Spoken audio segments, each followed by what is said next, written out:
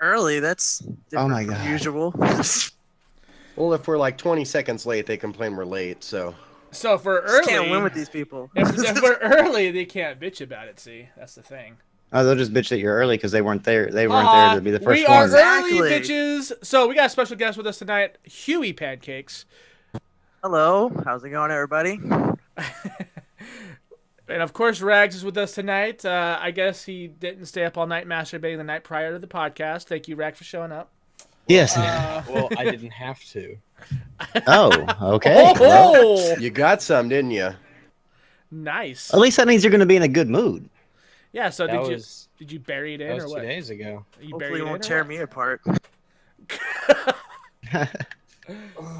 All right. So I obviously named this podcast this particular name for a reason, and We should have named it "Why I'm Not Watching John Wick 2 right now." John Wick 2. Huh? Like, well, I mean, I don't know. Why Like, aren't there's a 9:50 showing, but I was like, I guess I'll see it tomorrow. Aw, we feel so special. Gotta go see it with your Valentine, man. You know, Oh, you're no. loved, Drag. Shut up. Valve modders absolutely need to be paid. I have been a huge against this. I've always been against this.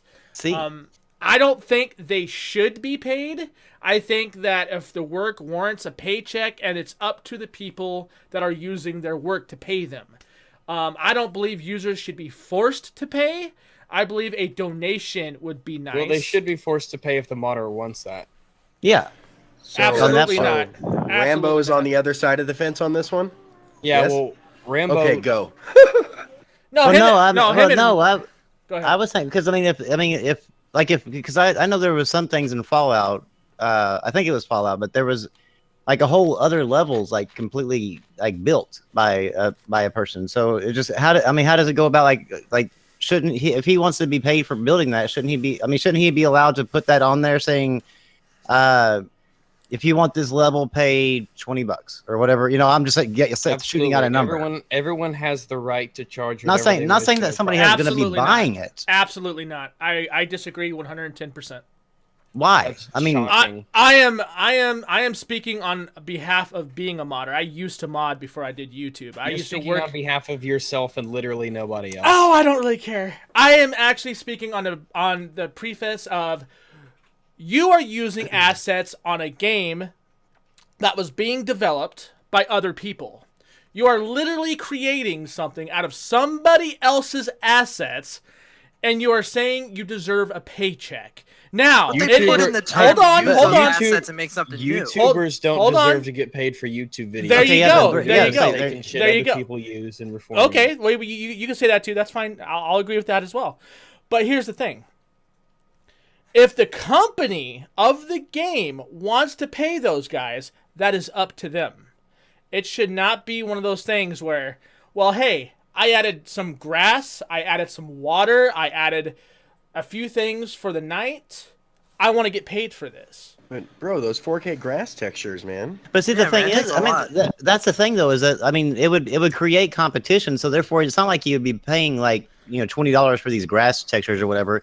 You might actually end up getting them for free on some of them because one person Nobody might say, Nobody would charge something if no one would buy it. So you It's like don't- if Right. someone- Well, then if how someone would you make- regulate If them? someone makes it doesn't need regulation. So if it'll somebody regulate itself. if someone wants to put their mod out of business, quote unquote, by charging a price for it that nobody wants to pay, that they're not going to do that. No one's going to spend all this time to make a mod and then charge $20 for it when they know nobody will pay that much for it.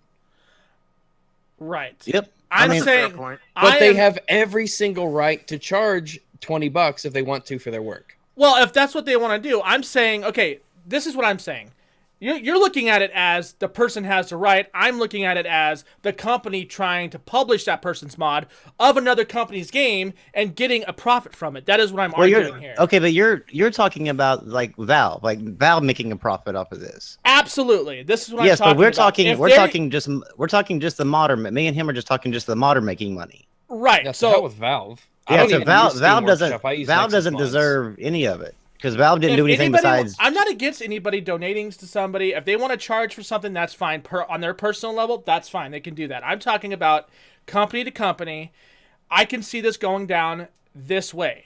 If they make a platform, a company wants to do that, no one's gonna use it. Because like with Nexus Mods, no one's gonna go through Steam if Nexus Mods does it for free, and I could just give money straight to the modder. Thank you. We're on the same page now.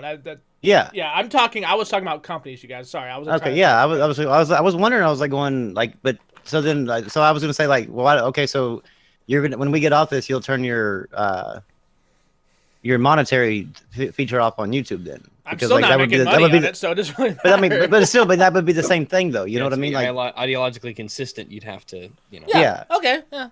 But yeah, so I was confused on that because I mean you see what I mean, because you were okay with like the monetization on YouTube, so I mean it would be the same difference. But not really though. If you think about it, I mean on those mods, when I upload a mod to a service, and I just listen before you jump like usual. I'm trying to say this: if I'm uploading a mod onto a site, are there ads on my mod? It depends on the Technically site. speaking. It depends on the site. Depends on the site. If my mod, when they download it and there's an ad force on the user, that's one thing. But that is true though. Like it does depend because I've downloaded Minecraft texture packs that have ads on them. Mm-hmm.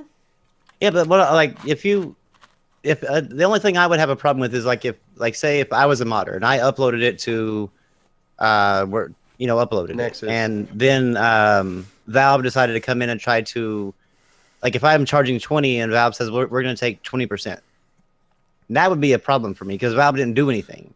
And that's kind of my problem. But to me though, there's nothing wrong with me charging the 20 for it.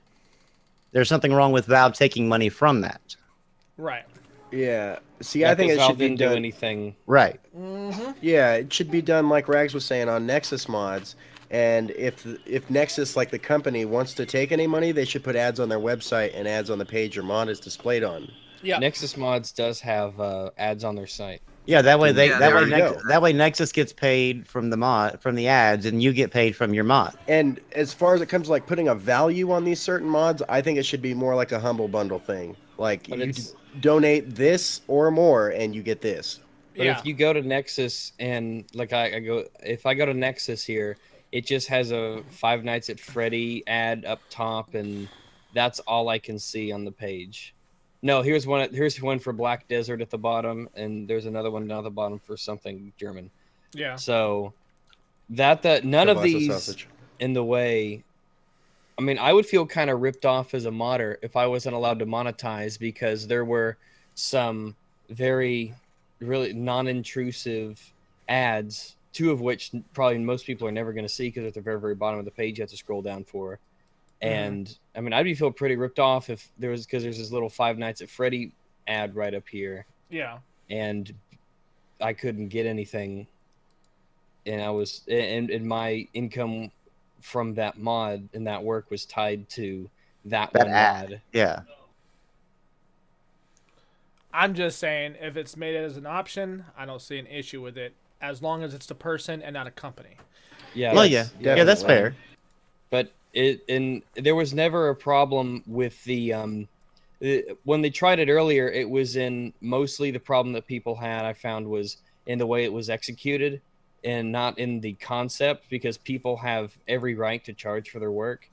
But it was Steam's very, very horrible way that they went about getting money for it and charging for it, and people didn't like that at all. It was a very bad system. Well, that and it looks like they're going to be bringing that back.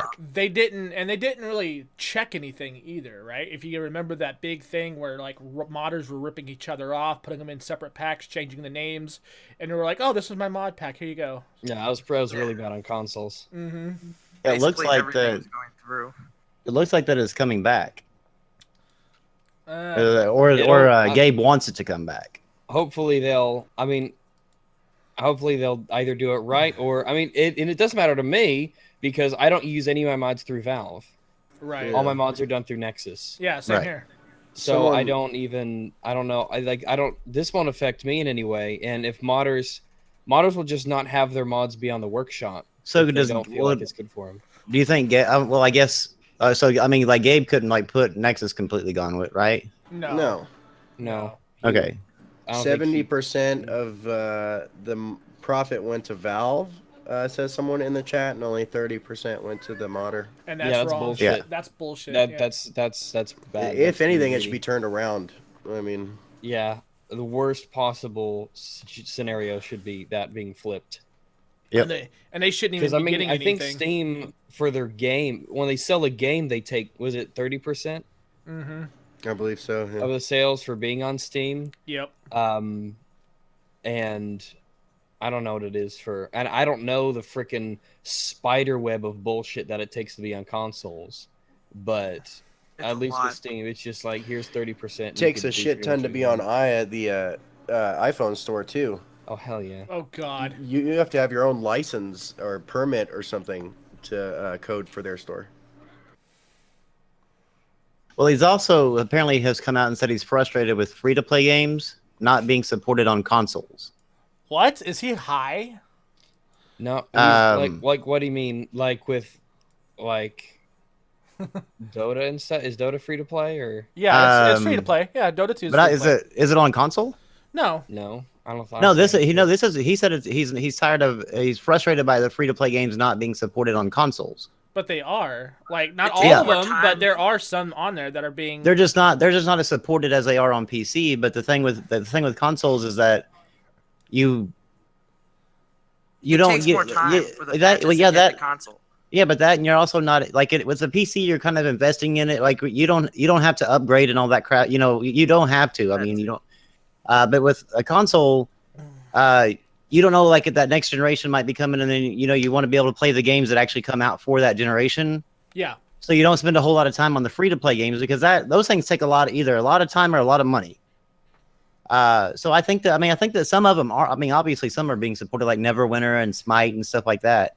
But I think that might be the reason why is because I think as a console mentality, you play like the new games that come out for it, knowing that whenever the next generation comes, it might not be backwards compatible. So then you don't want to be stuck back on your older system, still playing all the games you missed, trying to catch up, Yeah. So I think maybe that might have something to do with it. Just maybe they don't transfer over well like that, like as a whole. Yeah.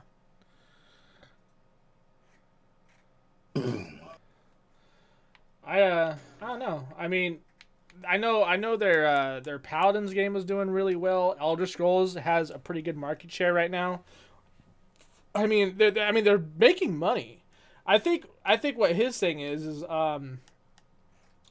people. I mean, if anything, it sounds like it would be to me. He should have more of an issue with the whole paying for the service in the first place in order for those free to plays to be on there. You know what I mean? Like, because on these services, some of these free to play games, you have to have the service, and then I think Sony's the only one. It's either Sony or Xbox, or they're both. I don't know, but there are free to play games that you can get that you don't have to pay for it. So I mean, I don't know. It just sounds like a mixed bag here. Like, if I feel like he probably has more of an issue with the service being charged for, and we could all agree on that. So. Yeah, pretty much. Most definitely. Yep. Anything else as far as news goes in gaming? The mod thing is going to be returning. We've got... And the green light thing, if you want to talk Oh, about yeah, that. the green light thing's going out the door. Yeah, For Honor beta came out. Oh, For Honor, I played that on the Xbox last night. That was actually a pretty fun game. Yeah, it's just Got a different. steep learning curve, but it's pretty fun. It's just I've different heard playing. I've heard the opposite. I've heard that really it doesn't have a steep learning curve at all. No, it's actually really easy. Oh, well. It was played it for the past couple hours. So I'm not used to using the face buttons to attack. yeah. I'm used to using like the triggers and the bumpers.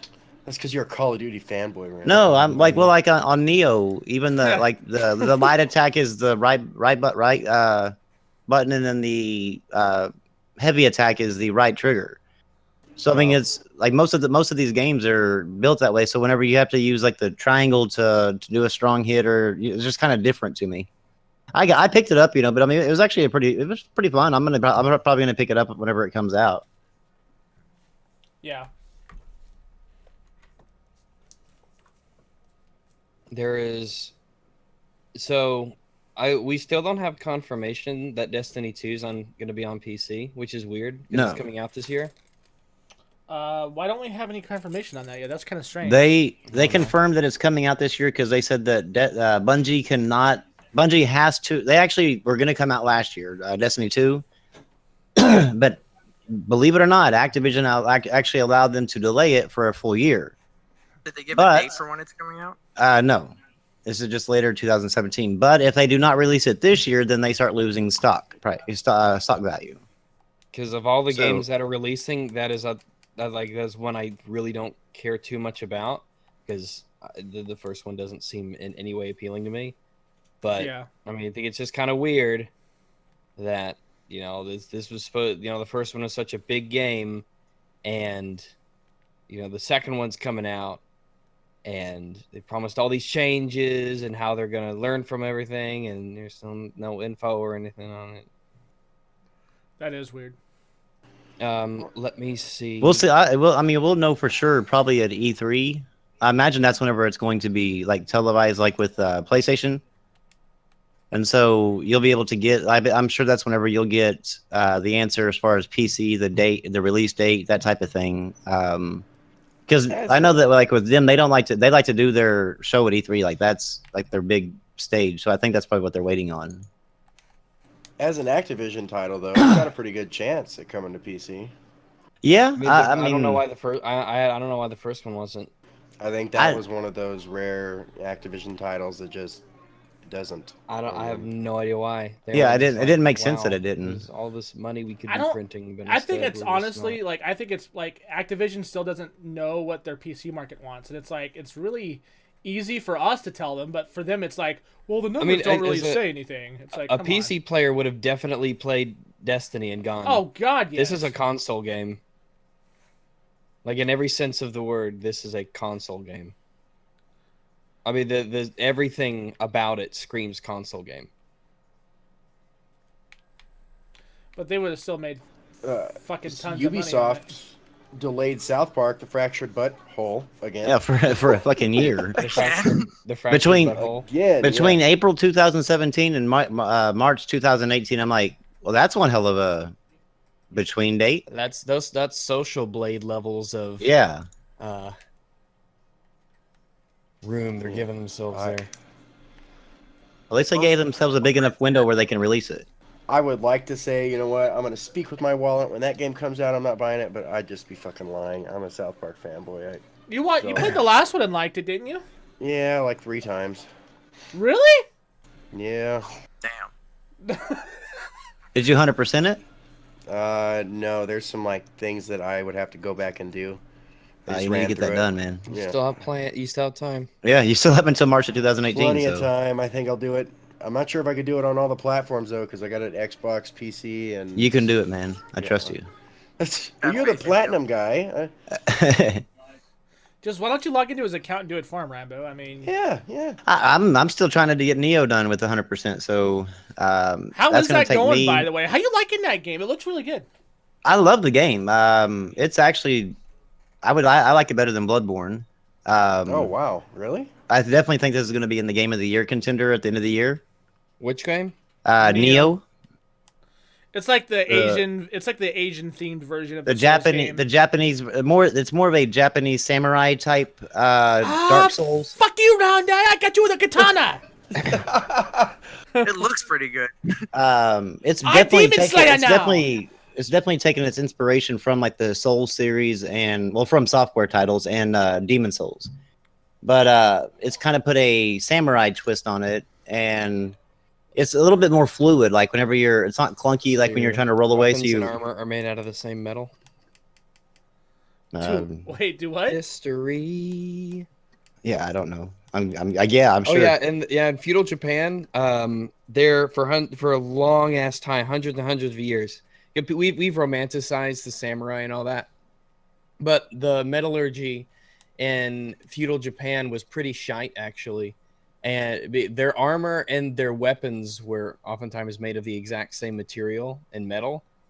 Mm-hmm. So Right. That's a history lesson for you. yeah, because Japan is not native. There's not a lot of metal in Japan for the most part. It's not a very. There's not a lot of metal there. It's not like they weren't like the Europeans in a way where there. And you can learn a lot of this from going onto some of these really awesome channels that talk about the evolution of arms and armor for, well, from like the medieval ages and earlier all the way on up. And I mean, there's a reason that there is such a huge variety in European weapons and armor, for instance.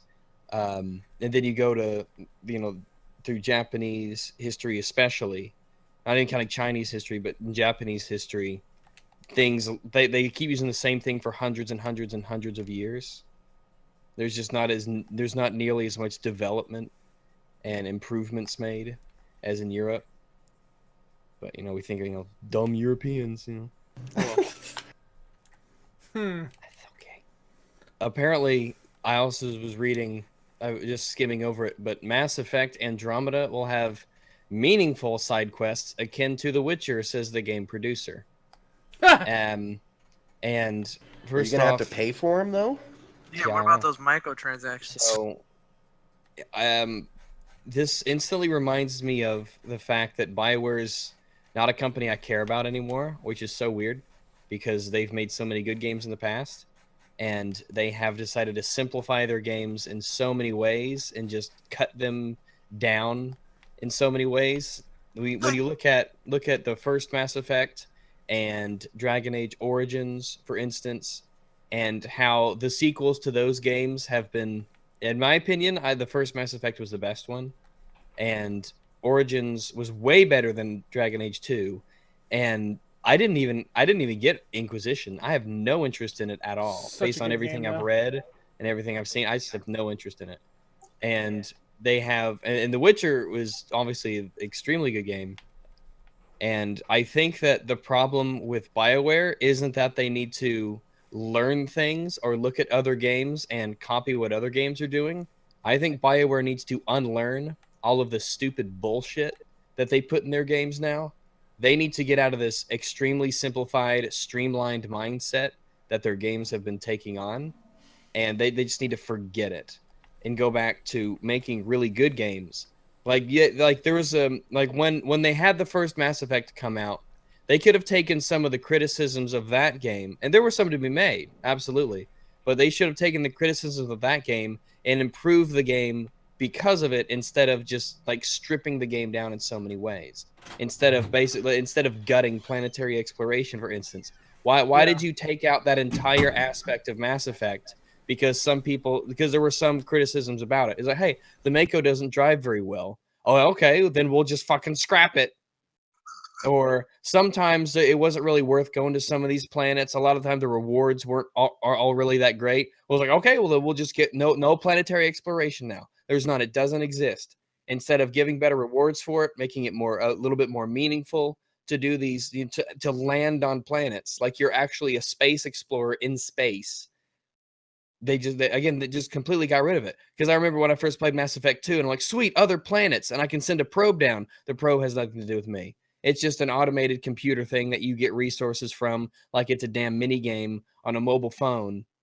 Instead of this game where you are in a ship and you shoot down your little exploration craft and you go from point to point over these big alien landscapes and you find things and do things, and then when you're done you go back to the ship and go to another planet.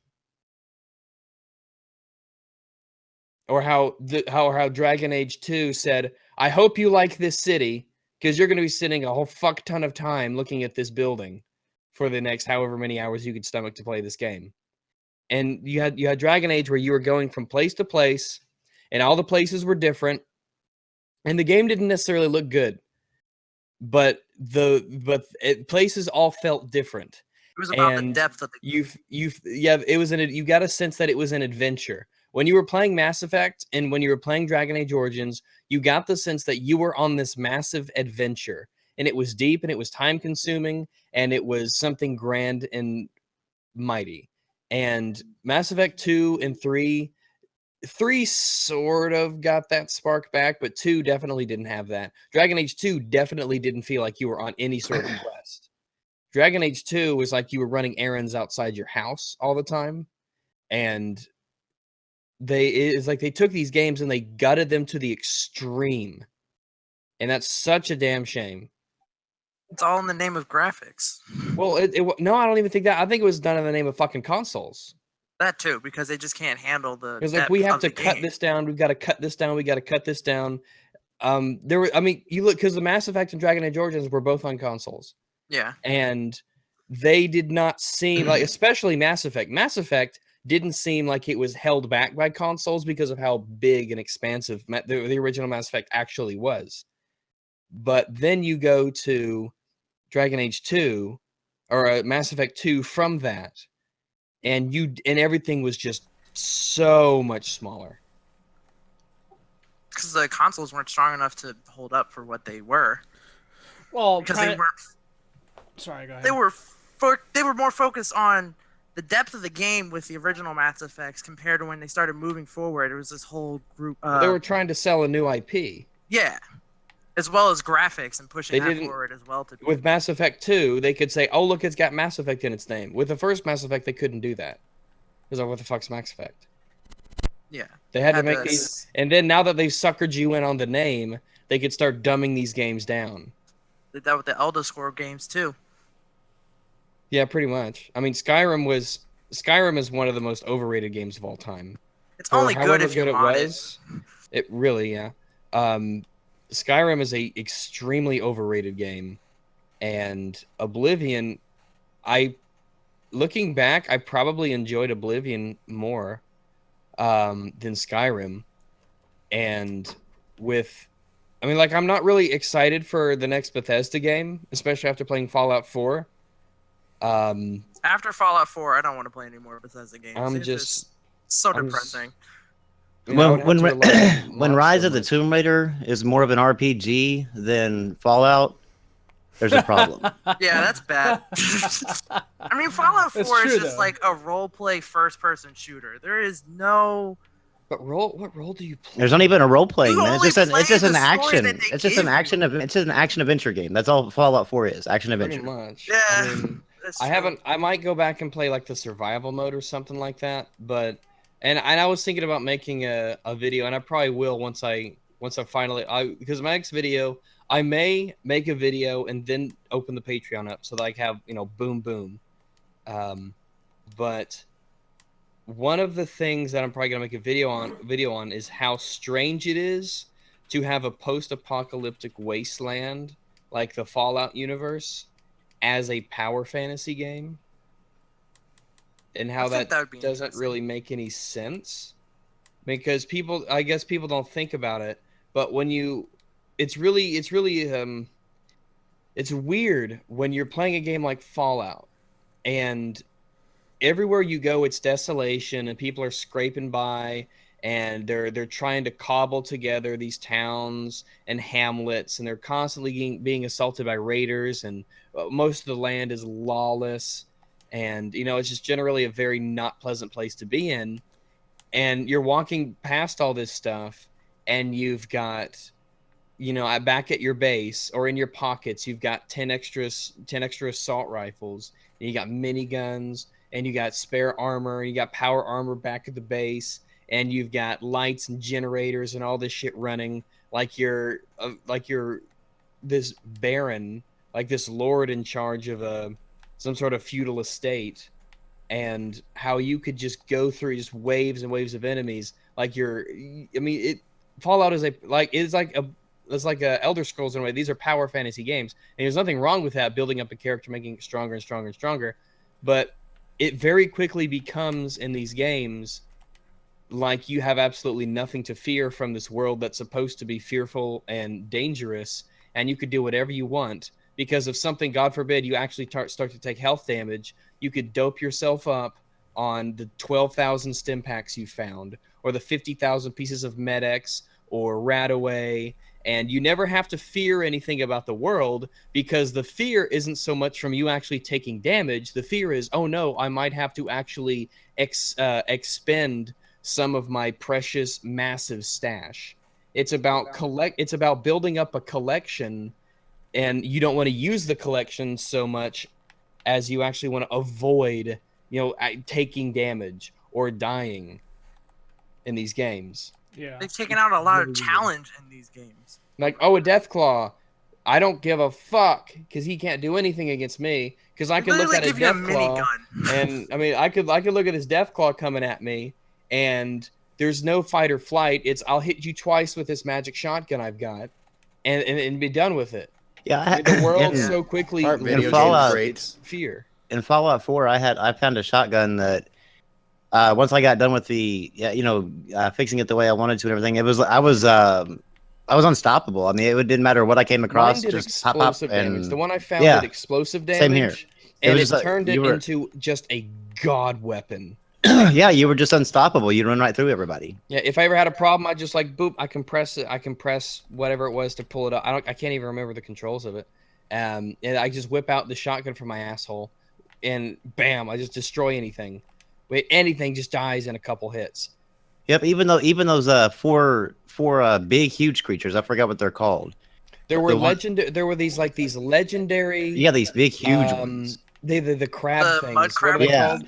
Those things were easy. Those things, Yeah, and those the- were and way things, easy. You look at those, and the first time I saw one, it like freaked me out. I'm like, holy shit, what is that?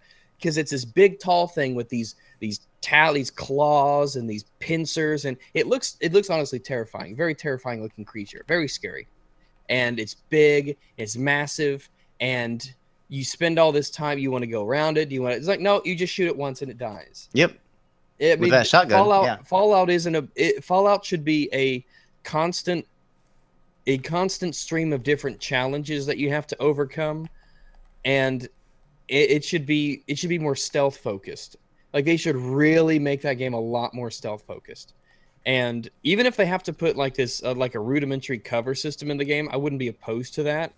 But in a game, in a post-apocalyptic wasteland game, it should be about I think it would be a lot better if it was about resource management, about not taking damage, about maintaining your health, about sneaking around enemies, or coming up with ways to complete challenges that rely on you expending the least amount of resources that you've collected as possible, and with you using everything around you to augment your own arsenal. And I want the idea in Fallout to be everything you find isn't it can either be useful or you shouldn't be afraid to expend the things that you find in Fallout, or in a sense that you should know that they're there to be used, not there to be stockpiled.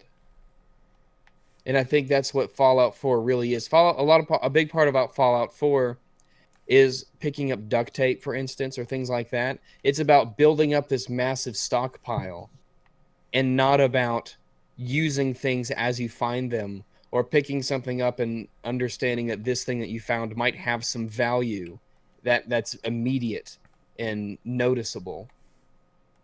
Like there's no sense in Fallout 4 of I took a bunch of damage in that fight, but it's okay because my armor doesn't degrade. It's okay because I've got 1,000,000 stim packs. It's okay because my weapons don't degrade. I've got plenty of ammo left. I got more ammo. Like in that Didn't game. this stuff degrade like in the past games though? Didn't they break and stuff? Yeah, they as did. you used. Yeah, they made it a hell of a lot weapons, they easier. degraded. As you used weapons, they degraded, and as you took damage with armor, it degraded. They made Fallout just way too easy. And They geared it towards a very casual audience. I was very casual They because took out the moment-to-moment challenge from the game. in Fallout there was a sense of like a lot of the times in Fallout 3 and Fallout New Vegas, for all their faults, they did a very good job, especially Fallout 3 when you first started. And I found I found a laser pistol, and it's pretty decent, but it's in very poor shape. So I shouldn't just use it willy-nilly. I should only use it if I feel like I really need it. Or I found a really powerful weapon, but I only have this much ammo for it, so I should really save it until I need it. Everything has an expendable nature in Fallout. Nothing seems valuable in the Fallout universe because there's so much of it to find, and it's everywhere. And just from, again, a narrative perspective, that contrasts so strangely with the fact that everybody is struggling to survive in this world that is harsh and dangerous and unforgiving, and you're just like, oh, I'll just take this and take this and take this, and you're carrying around mountains of food and all these resources, and you like it. These should, I mean, Fallout should be a survival game because you should be trying to survive in this terrible, desolate, harsh world. Yeah. But I mean, but there's no survival elements really. It's because they made it easier for your average gamer. Instead of keeping Yeah, they were trying to they're trying to sell it to a casual audience so that way they could get Exactly. more sales. But what's it wrong with wasn't that, though? about the. What's wrong with that? Yeah. It's because it Well, takes out the it whole hurts- skill of the it game. hurts It's like it quality took out of the the whole game. the whole meaning of the game that the kind of game that you fell in love with. It took it out. Here's the And quality of the game. That would be like putting an easy mode on Dark Souls, or making it just where Dark Souls is like a easy mode, just only. You know, like it's not. Or, Uh, Like it's not challenging. or Yeah, like, it's not or like, challenging or enough. like this, Shane, or like this shit. Let's put it this way. Let's say they take Call of Duty and they make it a mill sim for us. That would not Oh. be that fun for you, right? Like that would suck. Well, no, that wouldn't be fun at all. I'm just saying, like, what's wrong with marketing a game to a casual audience? I can Well, see there's nothing where, wrong I with mean, marketing a game to the casual audience, but you it's shouldn't more or change less- the game. You shouldn't change the game It's for not the so casual. much- yeah, I it- can see where it's yeah. wrong that Yeah. way. I was gonna say that because they're alienating a core audience that really appreciates them. You know what I mean? They're kind of like, oh hey, you guys love this game, right? We know you'll buy it because you've bought them all before. You guys have all played the universe. You guys already know about it. And so we're gonna go ahead and make it a little bit easier for these people while trying to contain you. And that's believe it or not, that's actually been one of the biggest downfalls of this game is because they literally alienated its core audience.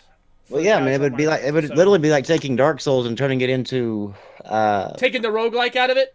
yeah, yeah, and just basically just making it kind of like an action adventure game. It would be kind of like, what's the point in even playing? I mean, the core audience is what actually like made Fallout 4 possible. Yeah. And so they took that and then they just kind of said, "Piss on you. We want a new audience." But now I don't know if they're going to have their core audience anymore. And now they did the exact same thing with Mass Effect, and they did the exact same thing with Dragon Age. Yeah, with Mass Effect though, I'll buy Mass Effect Andromeda, but I'll buy it used just simply because of the whatever his name is, Manware, whatever. I don't know anything about the game that warrants me wanting to buy it. Like so far, there's so. I mean, I don't know. I mean, I'm not excited about it at all, which is weird because the universe I like so much. In the first game, especially, I loved to death, and now, sure enough, they've just made this. They've turned the series into something I just don't really care about. And I mean, Dragon Age is the same way. Fascinating sort of universe, and there's so much interesting lore in there. But the second game was and now I don't care about it, and I just moved on to other things. And I mean, sure, the game's like Fallout 4, sure, is really popular, but Yeah. the game's not as good. Not even close. Because you just casualized it for a broader audience. That's why it's more popular. Yeah, I mean, because more people were able to buy it and pick it up and not have to struggle with it. It's like I there's have nothing seen to way learn. more More used people copies play to it. with Fallout 4. Well, I mean, Like, you know, I in don't the have other to learn Fallouts, anything. did you ever play the other Fallouts? No. I Okay, well, played- the other Fallouts, you could go like it would feel like sometimes 2 hours before you even found an enemy. Like it was like a true wasteland. And then this, like you could almost get like right into the action as soon as you get there. I mean, they've made this thing exactly like an action adventure game, and it was like so depressing to go from that type of the whole wasteland, the whole true RPG feel to basically this thing is so easy that it's not even really there's no challenge. I platinumed that game in less than a week. Damn. And there's no Wow. reason why you should be able to platinum an RPG within a week. Like that means you failed as with the RPG. Yeah. And it's weird how they.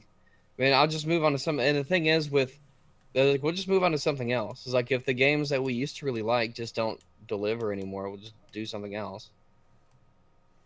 I mean, Yeah, I mean, and it kind in of one, takes you out of that too. Like it sort of like kills it for you. and they say that, oh, we're gonna learn from The Witcher. It's like, no, you don't need to learn from The Witcher. It's like, you don't. I mean, sure, there are aspects of The Witcher that you could, attempt to emulate if you don't bastardize it because you're BioWare and you'll fuck anything up at this point. You just need to look at these original games and see what was really good about them and what gave them longevity. I mean, if there's any Mass Effect that I would replay, it's the first one. If there's any Dragon Age game I would replay, it's the first one. And if there's any if there's any Fallout I would replay, it's New Vegas. It's not 4. It's not Dragon Age 2. It's not. I mean, there's No, no I actually bought the Fallout. season pass for 4, and I don't even feel like going back and playing the actual extra content because the game just. I mean, once I got done with the platinum, I was like, I'm just kind of done with the game. Yeah, I've never gotten any need or desire to go back and play Far Harbor or whatever the other ones were. Which is really weird because I mean, Nuka World, after I spent that much money on the season pass, I usually always go back and play it. But for some reason like that, I have no interest in it at all. There's just no point. It's like I feel no reason to play these games because I feel like, well, there's no challenge in anything anymore because I'm a walking armory in what's supposed to be a wasteland. Anything that dares to show its face against me, I could blow away in 2 hits. If it's tough, it survives the first one, and I just don't. There's no reason to play. Like there's no challenge in Fallout. You get to a certain, and it's weird because Fallout 4 has this really strange difficulty curve where the first couple hours for me were actually quite difficult, and then you hit that point where all of a sudden everything just dies when you look at it. And there was, I mean, I the first couple hours of Fallout 4 were legit like a struggle in a lot of ways because either I didn't walk the right direction or something like that, and I was constantly expending large amounts of ammunition on bullet spongy enemies, and I hate how bullet spongy enemies can be in some of these games. I mean, instead of making a game where every bullet should count and you should be careful with the shots you take, and then you should value those bullets. I mean, no, just everything's bullet. Just shoot, keep shooting. Bullets don't mean anything. You're gonna find more. I mean, you're gonna find more bullets on the enemy you killed than it takes to, kill it. Even though you spent 30 bullets to kill it. I mean, I never really felt like Fallout 4 was an adventure. Fallout 4 was a sightseeing tour, really. Yeah. For me. Yeah. And because looking at everything, and I've said it before, looking at things was really fun. And going to the locations were really cool, and going to all the spots and the places and kind of immersing yourself in the world was really nice. But the shooting and the looting was not all that great. It was just, I found this really cool place, and the people who designed this place really had their heart and soul into it, and I can appreciate that. But oh dear, now it's time to do a thing. And the way the difficulty worked in that game, it just, when you put it up to the higher levels, they got stronger, and then your bullets meant even less, so they became even more bullet sponges. And you should, in with Fallout, you could have enemies be consistently of the same deadliness throughout the game, because the locations were so varied and interesting and different that every place you went to would sort of be its own kind of challenge. And there were enough different kinds of enemies to where you could say, okay, humans behave in this way, cyborgs behave in this way, mud crabs or whatever they're called. What The are those? ghouls, you had mud Ghouls crabs, behave in this way. the and synth. You couldn't fight every single enemy the exact, because there's no difference in how you approach every single fight in Fallout 4. It doesn't matter whether it's a ghoul or a raider or a cyborg or anything. You Shoot approach it till every it's single dead. fight the same. You just you shoot it, and that's really it. There was no need in Fallout to change your play style based on the enemies you were fighting, except maybe, oh, this enemy's a little tougher, so I'll use my stronger gun. But these enemies are weaker, so I'll just use my weaker gun. That was really the extent of how you changed your gameplay up. Yeah. You know what's funny is like the bestiary of these games make the game sound amazing when you read them, because they tell you like the mating habits of creatures and shit. But like when you actually play the game, it's nothing like what it reads. Nothing I just at shoot 'em. all. Just shoot It's them like, really? I mean, Jesus. I think the lore for Fallout 4 is great, but the actual gameplay itself is just so lackluster. Yeah. When you like some of the stuff, and you know what's crazy is like the details that they go into with the lure. Like, there's like certain patterns that mud crabs go through during certain times of seasons. There's certain mutant types that will go to parts of the map during, you know, as it's supposed to be going through its different seasons. But like when you play the game, it's nothing like that. It's like, Nope. It's just Nothing at it's all. a script. It's a script that they all follow through, and that's it. And it's like, man, like really. And what if, I mean, imagine Fallout. Imagine playing Fallout 4, but you only found about 20% of the ammo you would regularly find, which is still being very, very generous. And imagine that damage was increased on everybody's end. And imagine that you could only carry maybe 2-3 weapons, and ammo had weight to it. Everything had weight to it. So, I mean, in Fallout, you never have to decide, should I carry more ammo or should I carry more health? Because that shit doesn't weigh anything. You could carry, and ammo doesn't weigh anything either. So you could carry thousands and thousands and thousands of bullets, and it would not weigh a thing. And just imagine actually having the weight system mean something instead of, oh, I've carried enough. Now it's time to go back to my base and unload everything that I found. Yeah. Or something to add it to where like if the way you create your character, like is he going to be a bulkier character? Is it going to be muscle bound? Is it kind of anemic? Like that could also play a huge role into how your character plays.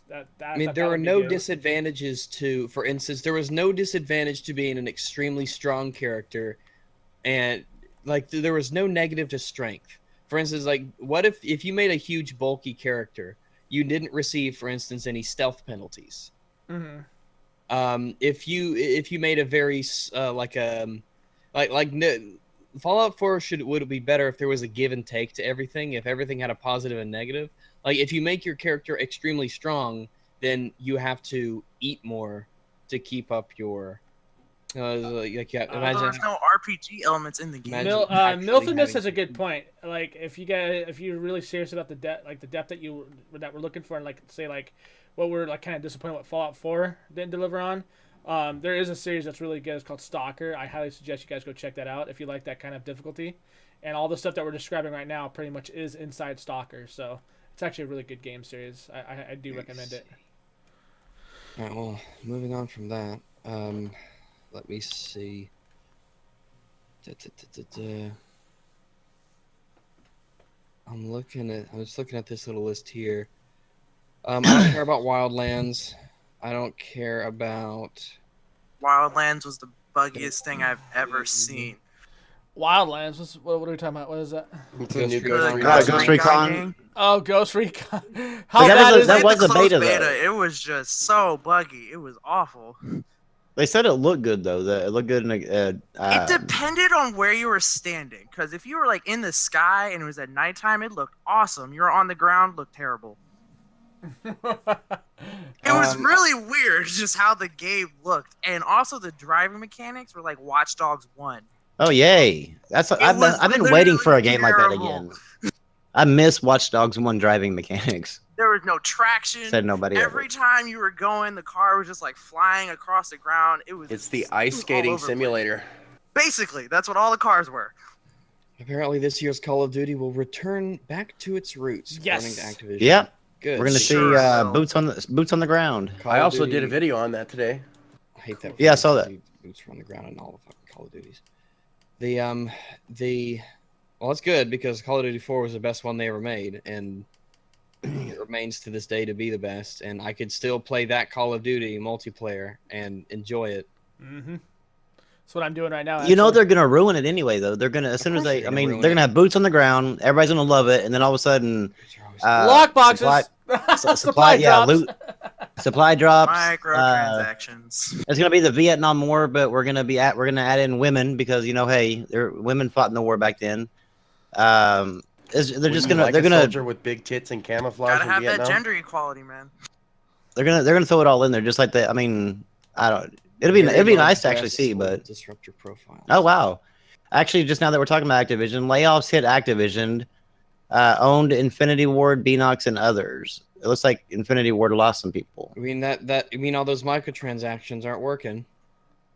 Well, no, that's where they posted their revenue, and it looked like that a lot of their money was coming from those supply drops. So that's the reason why they're staying in. I mean, There's not a lot of people are actually buying the games as they used to. Yep, but there's a ton of people buying the damn supply drops. And if you do that, you need to reevaluate your life. The company laid off Activision Blizzard. They've executed a round of layoffs that impacted a number of employees working at Infinity Ward, Beanox, and Activision's corporate office and other internal studios, and they laid off 5% of its workforce. Well, to be honest, Infinity Ward hasn't done anything worth a damn in quite some time, except the remaster for the old Call of Duty. Yeah. So I can see why that happened. Well, all the good people were out. All the good people from Infinity Ward were making Titanfall 2. There you go. Yep. So So it the looks Infinite like Warfare sales down almost 50% on Black Ops 3. That's huge. That's insane. Well, I mean, Treyarch and Sledgehammer are they're on the ball, in my opinion, when it comes to Uh, Call of When it Duty. comes to COD, when I think it comes to Treyarch, I think that's the top dog there at Yeah. Black Ops 3 really isn't that bad. no, it's actually a good game. I like it. Yeah, I mean it's got its not so good points, but overall it's pretty good. Yeah, I enjoyed it. I still enjoy it. I even go back and play it sometimes when there's somebody actually on and they're not playing everything else. That's very true. I still go back and play some of the Call of Duties like 2 and 3. I used to play the original Black Ops. Right? So do I. That game's The still original pretty cool. Black Ops was really good. Yep. well, I mean, yeah. Say if you're on Xbox, you know that it's I can I have- also sorry. play GTA 4, and it Yeah, makes Rambo I mean- mad. yeah, because that pisses me off, man. Damn it. I don't. I'm taking back all these brand new releases so I can get me an Xbox and play a 9-year-old game. There you go. That's Right. sound device. You should do it. Don't be a pussy. Yeah. Do it. Yeah, there you I don't know. That just it blows my mind. I mean, it's good that it's backwards compatible. You know, that's always a good thing. But the way that people are acting about it is like it's not, because it would, to me, if I was the running the company and I was, because they're heavily in social media, like filling them, and they're seeing nothing besides people like just praise these games and like and praise all the backwards compatibility, but they don't really do a whole lot of praising when a new IP comes. So, like, what incentive does Phil have to bring like new IPs and these other new games coming? Like, there's really no incentive for Like it. what they canceled Scalebound. Oh, it's probably shit anyway. Oh, I Yeah, I didn't mean, care about that game anyway. Yeah, right. I just find that something better then. I just find that that's really just, it's not really a good thing that like these people are acting this way, because you're basically just giving over your, you know, the him to have any drive to bring you a new game. I think it comes from a lot of these fucking fanboys that are completely irrational and Oh, don't definitely, have any yeah. kind of brain in their fucking skull at all, and had like maybe 1 or 2 bad experiences with a new IP, which is bound to happen. And if they were logical at all, you know, they would go, okay, let's just move on to the next one. But instead, they're like, well, I'm never buying another new IP from such and such again. Yep. And yeah, they're It's just stupid. stupid. And yeah, it really actually just makes no sense to me. I don't understand people's thought process on that. They're, Like, Scalebound looked like it was gonna be really cool. It's Yeah, kinda I was sad. looking. That was one of the reasons why I bought my Xbox, was because of Scalebound, and then they're like, "Oh, we're gonna cancel." It's like, what? Mm-hmm. Thanks. Yeah, but see, Thanks, Grim isn't Exclusives running Are and they selling getting his this year, like, Xbox, 5? No, I'm not, because I like it. I actually do like it, and he'll move on to the next thing, not like these illogical fanboys. pretty much. It's stupid. It's stupid to get, like, I understand the anger of having something canceled. Like, I understand it. It's happened to me twice now, technically 3 times. But you know, I try to push past it and just enjoy my platforms anyway. So, I mean, that's all you can do. You can't just be like, oh, well, I'm going to go ahead and go make some YouTube channels and bash this platform because it canceled my favorite IP. Like, Well, what? shit, you bought your Wii U for Zelda Breath of the Wild, and it's coming out the day the Switch comes out. It's coming out the day that the damn console you start bought it with for me, is man. ending. Don't start with me. I'm already emotional on that one, okay? And the people that the Nintendo fanboys are just, I don't think I've never had to like deal with them before, like because like they don't usually talk a whole. There's not really lots for them to talk about throughout the years. So whenever a new console comes out, I guess this is like the first time I've been on like social media as heavy as I am with the new console for Nintendo. And man, they are like some completely irrational people. Like they will just blindly accept whatever it is that Yeah.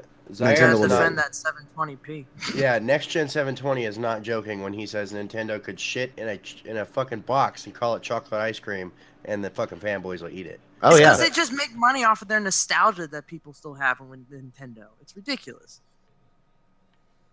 I'm glad I waited and I bought the shit that I bought.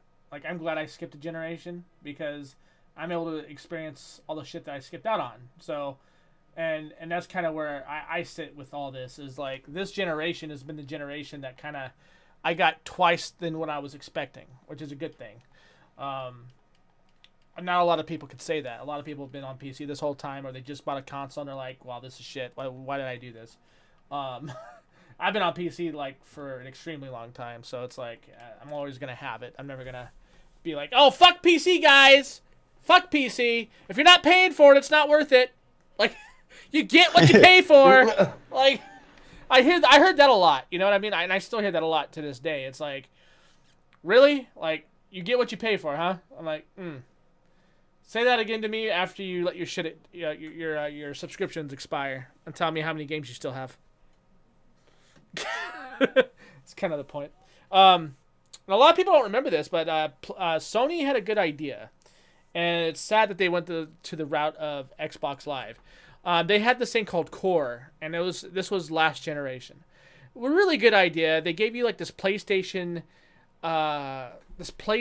monthly kind of thing where you paid $50 a year for it. It was like a digital magazine, and they gave you beta codes for games like Mag, SOCOM, and a lot of their other games that they would have brought out. Twisted Metal was on there at one point. And yeah, I remember that. Yeah, and so they would do that for you, and if you stayed subscribed to them, they would give you a free game. And that was like that was sort of like a kind of like an experimental thing. But is it really free? We'd have to ask Rags. Well, here's the thing: the game that you got to keep if you no longer was subscribed to Core. So yes, like I mean, it's not free. You paid for it, obviously. But my point is you got to keep it, and they don't do that anymore, and that sucks because a lot of people support Core. I supported Core. I thought it was really good. And they decide, oh, let's go the Xbox Live route, people. Come on, we got this. Like, you fuckers. So Rags, if you had a PlayStation 3 back then, would you have done that? Paid to play online? No. Core wasn't a play online thing. It was just it was like a digital magazine service that offered you free shit. Well, people call it free shit, but you know what I mean. Think of it as a digital subscription to Electronic Gaming Monthly, but you got a bunch of betas and cool ass images and soundtracks and all kinds of different. Not. But like, here's the thing though: once your subscription ran out, you still got to keep everything. It didn't fall back. It didn't expire with your subscription. It was yours forever. Why not? Why? I don't know. I wasn't. I mean, if back then I had something and I was like, I don't know, probably not. My default inclination normally is to not buy things. Huh. So even if you have an interest in them? Well, back then I didn't have like steady income. I mean, back in those days, because we were talking about back in those days with a PlayStation 3, because I had an Xbox 360. I mean, I would probably not, because I would have a 360 as well, and I was like, I just don't want to pay even more money on, that kind of thing. Fair enough. Yeah, fair enough. Doesn't interest me. Yeah. I mean, I certainly wouldn't buy it now.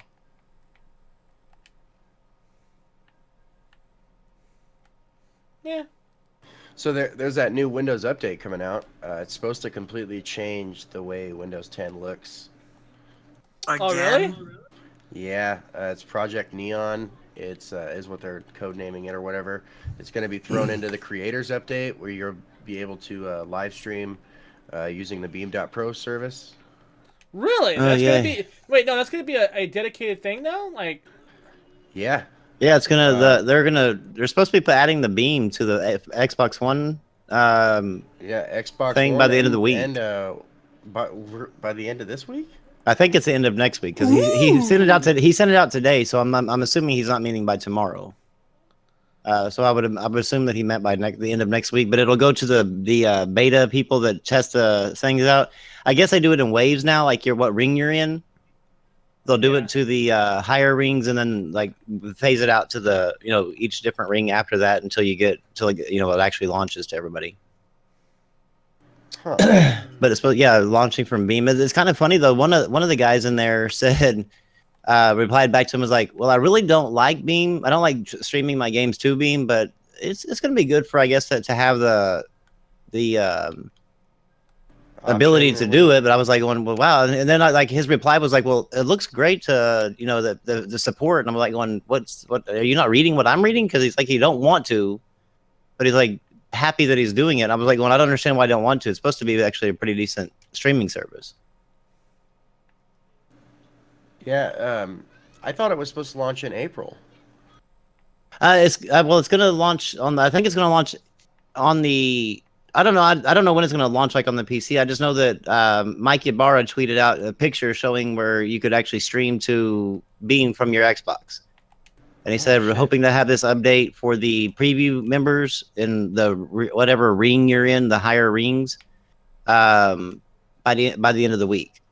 I don't know. Like after my whole experience with the whole thing, I'm like, yeah, I'm not doing that. Fuck that. I may turn my preview thing back on just to get the app. I'm not gonna. I was in one for a while. They were in it for a while. I still am. I quit worrying about keeping up with it or whatever. After they deleted my shit that one time, you remember that, Shane, right? Yeah. Well, like one of the side effects of the beta program was like, oh, by the way, your hard drive might be wiped. I was like, what? I went and checked. All my games were gone. And I thought my hard drive broke. I was so angry. Beam is not like VidMe, but for streaming. Beam is much higher up in the ranks than a VidMe. Yeah. I was responding to someone in chat. Yeah, you're Thamriel. Fastest semi-stable. It's kind of good that they're finally getting it out to Xbox One. I mean, since they bought it, it seems like it'd be kind of pointless to. You mean to tell me they're actually using what they and... bought finally? My goodness. Yeah, instead of just buying it and trashing it, pretty much. Yeah, like everything else they do. Yeah. There's supposed to be more to that creators update too, like a new way to draw without Photoshop or anything like that. Wait, really? Yeah. Interesting. So they're not gonna be doing the whole MS Paint thing where they're like, oh, this is realistic paint. Yeah, it's supposed to be some premium suite where you can draw and design what was it, animations and GIFs and things like that. That's kind of cool. I didn't know that. I know there's gonna be a lot of the updating for it's supposed to be a software optimization for games too, right? Yeah. I remember reading that article the last time we were talking about this, and they were saying even your application that you currently have installed on your PC can be optimized with it. So that should be interesting. From the way I understand it, anything that can be considered a platform where you can create, even right down to gaming and video editing and things like that, they're supposed to optimize the way you do that. That's kind of cool. I hope it works, go. I don't want it to make it sound good and then it not be good. You know what I mean? Yeah. Yeah. So good for them. Well, Huey, do you have any gaming topics you want to talk about? Nothing I can think of, really. Well, that looks like what is it? The Sniper Ghost Warrior 3 The sniper one that was actually, if you pre-ordered on PC or PS4, you got the season pass with it for free. Yeah. And Xbox One, you had to pay for it. Well, it looks like they have now corrected that, and the season pass does come with the pre-order for the Xbox One version as well. That's good. See, Yeah, I'm okay I- with that. I Pre-order kinda and get the honestly- season pass for free. That's all right. I kind of honestly feel like that it was always meant to be that way.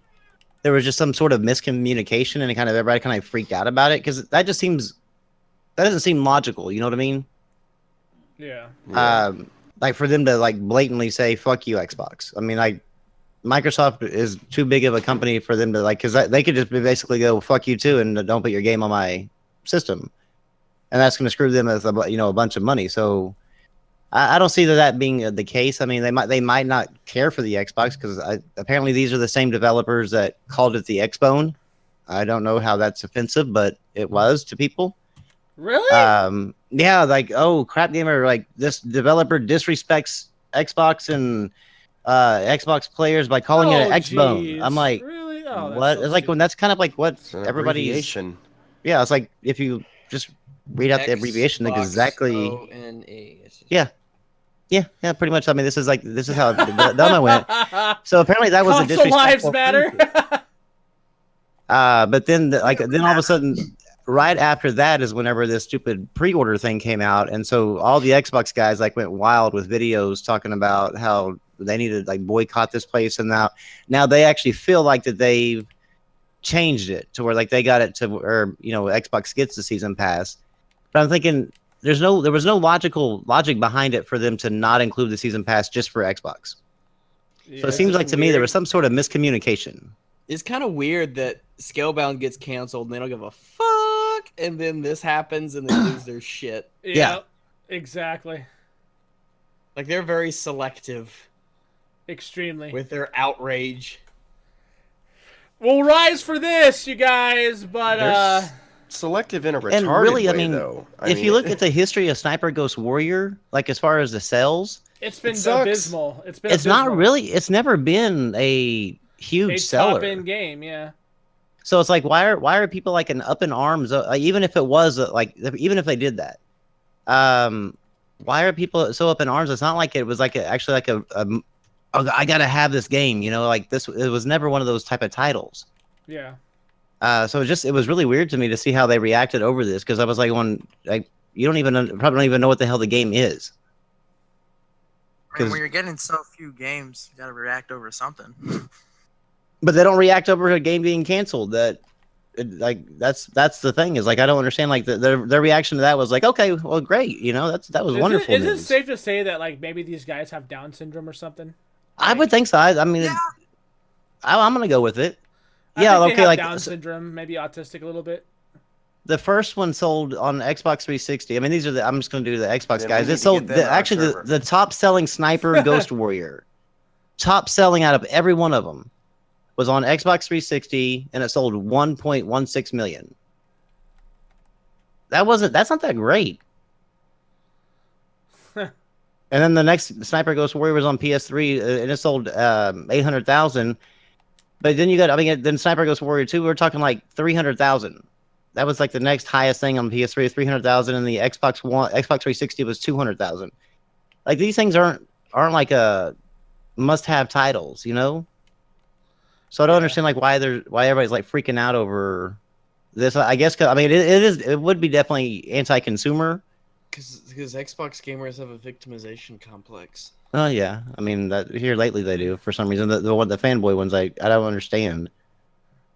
Let's see how many videos Crap Gamer uploaded today. I think there's 2 that I don't even watch those guys. I can't watch I them. don't either. I haven't been I don't in a either. while. They're I so need to check it painful to out. watch. They really are. They're pretty garbage. 1, 2, 3, 4. There's 5 that say either a day ago or more recent. So That's pretty. Oh sad. wow. That's just Like- excessive, and it's not even good content either. Well, no, because one of them is Americans bitching chose about- poorly again. PS4 wins MPD, even with a ton of recent PSN issues. Yeah, okay, here's the ton of PSN issues actually happened in February, but it was on Monday, this past Monday, there was like I guess PSN was down for some people. It never went down for me. I haven't been down this year yet. I didn't have any But problems apparently other people have been saying, like, we're talking on Twitter, talking about that it was down. And then I guess the next day on Tuesday, Rainbow Six Siege on PS4, like Rainbow Six's servers were down, and then the next day PSN went down for like another certain area. Like I said, because I mean we were like when people were tweeting about it, I'm like going, I don't know what you're talking about because I'm online playing Neo, and I actually have a co-op partner there with me, so I don't know what you're talking about. But I guess it's all depending on where you're at. But those were the major issues that he's talking about, and like they happened in February anyway. And he actually, like, from what I understand, from what people said in there, he like blast Americans like that were like the people that picked PlayStation 4 over Xbox One are kind of racist or anti-American. And it's like you can't be. I mean, it's just God. Like, how stupid can you be? You can be pretty stupid. I've seen this firsthand. It's The retardation is real. It is, and it's. I mean, like, really. I mean, if you look at it, this year, just from January to now, I mean, was there really any surprise that if you looked at it objectively that PS4 would have won? Because you have PS4, they had what I think like 7 exclusives that came out between January 1st and now, and Xbox One had none.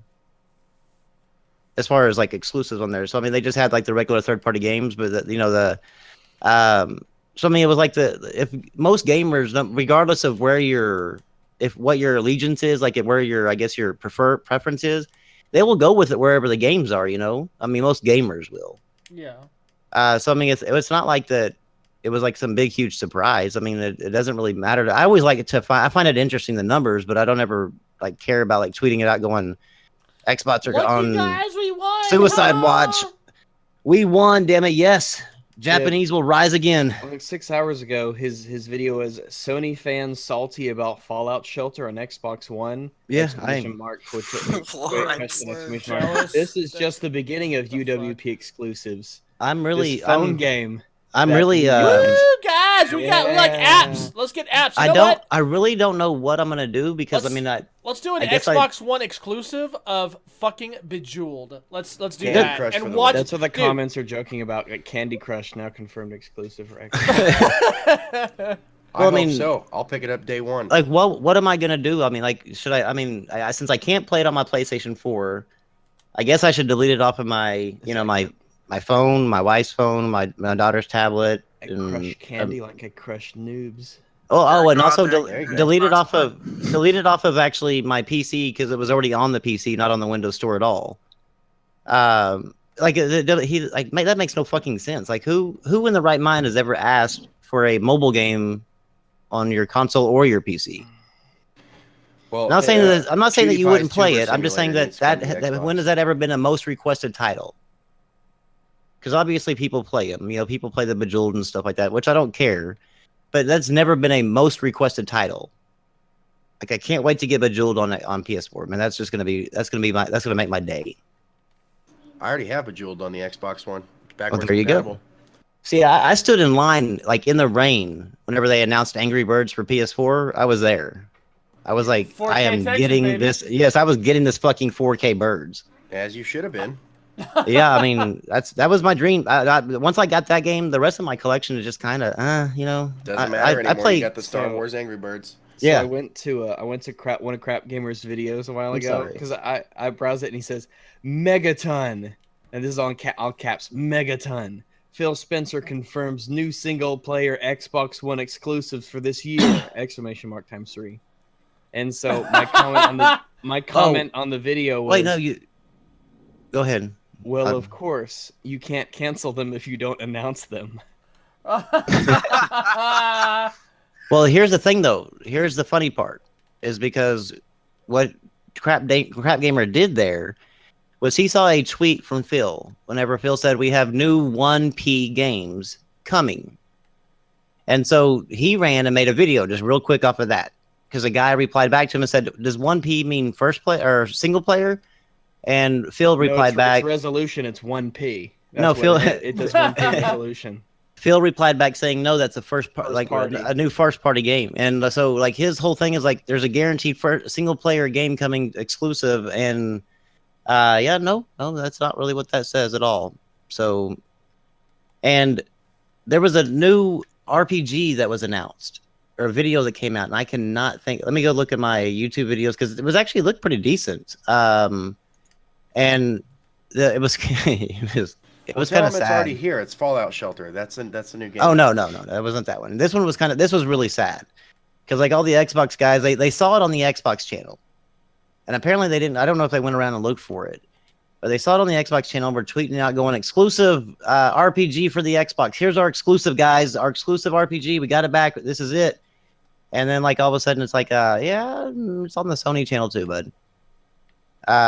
So they were all like bummed. They were like telling all, like tweeting everybody, talking about how they're gonna be hurt because like this is gonna be one of the best exclusives for Xbox. And then somebody tweeted him back. I was watching the thing. I never interacted with it, but somebody tweeted him back, said with a picture of the same damn trailer on the Sony channel, and we're like, oh, oops. Like, and the guy was like, well, it looks like a good game anyway. It was so funny, but it looked like a pretty decent RPG. I'm trying to find it now because I watched a lot of stupid political shit last night. The Xbox Scorpio's power alone won't beat the PS4 and the Sony loving media. Oh my gosh. Say what? 4 exclamation points. Xbox Scorpio added 2 more gigs of memory. Wow. Okay, so first of all, there's a rumor. There's nothing been confirmed that there's going to be 12 gigabytes of GDDR5. There's nothing confirmed. Where everybody's just kind of going off that picture and kind of like making a rumor. So he thought he would take it upon himself to add 2 more gigs to that rumor. So it's like, we're going to put a rumor on top of a rumor. Double rumors. To make one nice rumor sandwich. I love this. Americans chose poorly again. PS4 wins NPD even with a ton of recent PSN issues. Is like he can't fathom the idea why anybody wouldn't buy an Xbox. It's so crazy. You make videos like this, and like first off, I don't think the media is biased against against Xbox or something. I don't either. I think that's ridiculous. And even if it was, that wouldn't be a problem necessarily because these are different things, and so they're not going to be reported on the exact same because of different things. And when you have a channel like this, could you blame them if they were biased against you? I mean, you're kind of adding. You're. It's a cycle here. You're adding to your own problem. Sadly, yeah. I mean, they are. I mean, that's kind of like how whenever he freaked out about that whole Quantum Break on PC, and then he started like saying everybody was biased against him, and Phil was turning against him. Like, you acted like a 3-year-old. Phil hates you because you're just a child. You're a whiny little baby. You can't act like that and expect somebody to do that. And I mean, the same thing. Like every time a reviewer reviews a game, and they don't think it goes exactly the exact tit for tat with the Xbox game that they predetermined which one it actually matches up to. Like nobody, like there's no set thing like that. This is supposed to be competing with this, but if say if like this Neo, if it came out, they might try to match it up with Gears. Like, and if it has like some sort of one of the same flaws in the game, and it wasn't rated the exact same number, then they start tweeting them and giving them a ton of harassment. And it's like you are turning people against the. I mean, if anybody's causing the media to be biased, y'all are doing it by harassing them to fit your ego or whatever. I don't know why it even matters. It's probably because they need the attention. It makes no sense. I've read articles, and have y'all ever read an article and thought, man, this is like really slanted towards Xbox or PlayStation, unless it came from like a PlayStation site or an Xbox site. Like I've never read IGN and thought, the ones on like Push Square. Yeah. Well, yeah, Push Square is like more of a Sony site, so I can understand that, But I mean, like IGN or GameSpot or something like that. I've never read one of their articles or reviews and thought, damn, this is like really slanted towards in one way or the other. It just seems like they just give a review, or just write an article. I don't know. It just doesn't seem like there's any sort of bias at all. Well, here's the I thing. don't think there's anything to gain. Well, they got this whole thing where they do the whole hey, this site here is really shitting on our platform, so that means this site speaks on the entirety of the industry, and that's what they'll do. They'll pick out one poor article, and then they'll say that everybody else is doing it too, and that's what's fucked up. That's why these people are pretty much what you consider outcast, I guess. The fringe on the outer rims of the actual community that they are not a part of. These people do this, and that's how they get their channels to get where they're at. It's fucking stupid. Let's go ahead and like spin our own truths on one article, and we'll say the media is biased. I didn't know that one site can be considered the media. You know what I mean? And have you also? And I don't think he has to consider the fact that maybe the reason that you might think there's a bias is because the Xbox isn't doing so hot this generation. So maybe there's a reason. Maybe those things are linked in a way. If you have a channel or if you have a system and it doesn't really have exclusives anymore, if the performance is pretty lackluster, if it's being outsold a great deal, if you add to all that the fact that you got channels like his, entire communities that follow him around, not necessarily big ones but very loud ones. Yeah. Yes, they're very loud. Then can you blame the media for maybe taking all that into consideration when they say something? Right. No, not really. The media. The PlayStation and the Xbox One are not equal, so they will not be reported on equally.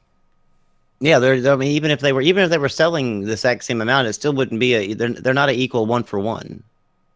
So I mean, it's not something like that they could balance out to where you could just look at one article and look at the other article and go, these things need to match up. And what's crazy is I try to stay away from the whole media bias when people talk. But Tim Dog was like tweeting out all these damn pictures from 2013 and to now, and so apparently he took an article where somebody wrote I don't even know what site it was from, but somebody wrote an article titled blurry 720p on Xbox One, 900p or 1080p or whatever on PS4. And then the next article that he had a picture of was, you can barely tell the difference between checkerboard 4K and 4K. And so he's like the hypocrisy in the media, and I'm like, dude, it's not hypocrisy. It's like, first of all, it's not even the same guy writing the damn article. Like, it's not even the same company. It's not the same guy. That's two different viewpoints, like from completely two different people. So how is that a hypocrisy? I'm like, it would be like if Brim doesn't think that there's a difference between checkerboard 4K and 4K, and I feel like the 720p is blurry and 1080p is better. There's no hypocrisy between us two. It's just we have differing opinions. Right. I'm like, if you're gonna try to point out, I mean, I don't mind if he points out hypocrisy, but if he does, just make sure you actually point it out by picking the exact same writer and showing where he, like, back in 2013, he was downing Xbox One for like these resolution things, and then all of a sudden like praising Sony for their checkerboard 4K. Like, then I would say, yeah, you have a point. But like, I'm like going, are you still hung up on 2013? And if so, like, why? How do you still have pictures of articles somewhere in your phone or on your damn PC of articles that were written in 2013? Like, you have no fucking life. Like, if that's like, you've gone way too far into the rabbit hole. It's just, I look at it this way: like, if you're gonna like be a video gaming commentary channel, at least come somewhat correct. I mean, fuck, is that so hard? Like, know what you're talking about. Don't just assume shit and then you report on what you're assuming. Like, is that? I mean, Jesus. Like, and they're the first ones to say, oh, they're biased, but yeah, they don't know anything about what the so fucking. It's like they don't even read the articles. Yeah, it's like you don't even know what the fuck the article is about to even know if there was even any video? bias in it. Did he do a video on a byline once, and like the article was like it was just a byline, and he said the article was filled with said something or whatever, but everybody that went and read the article, it had nothing to do. It was Yeah, just, that was Crap it was, Gamer. Yeah. Yeah. See, like shit like that. Like he needs to fucking stop being stupid. I know I'm asking a lot. I know I'm asking, but They read a title. They read it's just basically like the same thing that goes on with any media. Like people read the title and then they just automatically assume I know exactly what that thing's gonna say. And it's like just click on it. It's just that simple. Just click on the damn thing. It's usually 2 or 3 paragraphs. Just read it. It's not gonna take much time out of your day especially if you're gonna do a video on it. That way you don't look stupid at the end of it. I can't afford to read 5 minutes, Rambo, but I'm gonna take 30 minutes to make a video. Yeah, it's like a 30-minute video, and instead of 5 minutes of reading, it just and then people. What's crazy is the people that the loud, his loud following, will go around and start like you don't even I get tweets from these people, and I haven't even like ever mentioned any of the shit that they're talking about. I don't even talk really too much about like just like PlayStation in general. But they'll just tweet me talking about how I'm mad because of this and like look at this bias media. I'm like, what are you talking about? Like, did y'all even read this damn article? So I click on I go find the article, I click on it, I read it. I'm like, did y'all even read this thing? Like, it does not say what you're saying that it says. Like, show me in here where I send them the whole picture and then like they never reply back. But they just even with them, they listen for 30 minutes, and instead of actually just during that 30 minutes, like pulling up that article and going, oh well, yeah, Crap Gamer's stupid. They then turn, become stupid, and like it's never a perpetual ending cycle. It's insane. It drives me nuts. I like today I got called a pony for because apparently because of my PlayStation collection, so therefore I'm naturally just a pony. I don't understand how that makes sense, but I'm going through live wires. Oh God, I'm sorry. It's pretty bad. It's pretty fucking bad. He's whenever I need to squint and stare at my screen or just smile, then I'll at the same time I'll go to his. He is a special one. He's trying to take Crap Gamer and like one up Crap Gamer. He obviously has aspirations. There's some Game of Thrones level. I think he has Asperger's. If the Pro doing 720p on Neo isn't proof that console is weak, I don't know what is. 720p on an upgraded console sounds like the PS4 Switch. Lol. From what I need to look at it because I've never seen anything that actually said that Neo's resolution on. I know it's like I think it's 720p on the base PS4. But I've never seen anything. That is pretty low for a game that doesn't seem be terribly demanding. It says with the standard PS4 action mode mostly means a resolution of 720p with regular jumps as high as to 1728 by 972, some fucked up number. Yeah. Movie mode is a steady 1080p, while variable mode on PS4 was not mentioned in the report. So it's not 720p on Pro. It is 720p though on the base PS4, but I mean, they've done it in a way that it's not like the normal blurriness. Usually it's like blurriness. Well, it's kind of like 720p is really not that pretty at all to play. But I mean, you can see like the screenshots I sent a few of them out on Twitter or whatever, but it's pretty clear for 720p as far as like in comparison to like where maybe like what it used to be back in the day. So I don't know, maybe if there's some other sort of thing that they're doing that causes it to look a little bit better.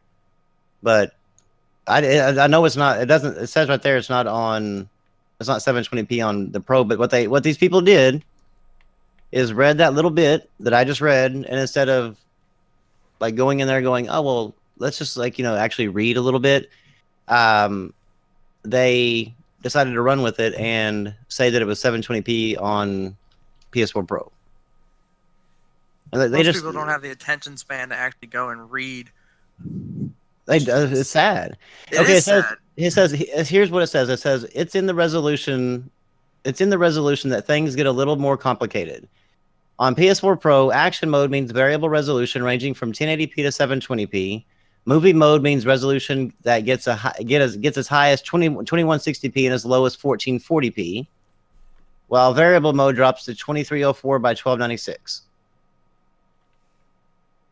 So it doesn't. I mean, it doesn't really run at 720p at all on the Pro. I mean, it does if you want to put it in action mode, but the action mode prioritizes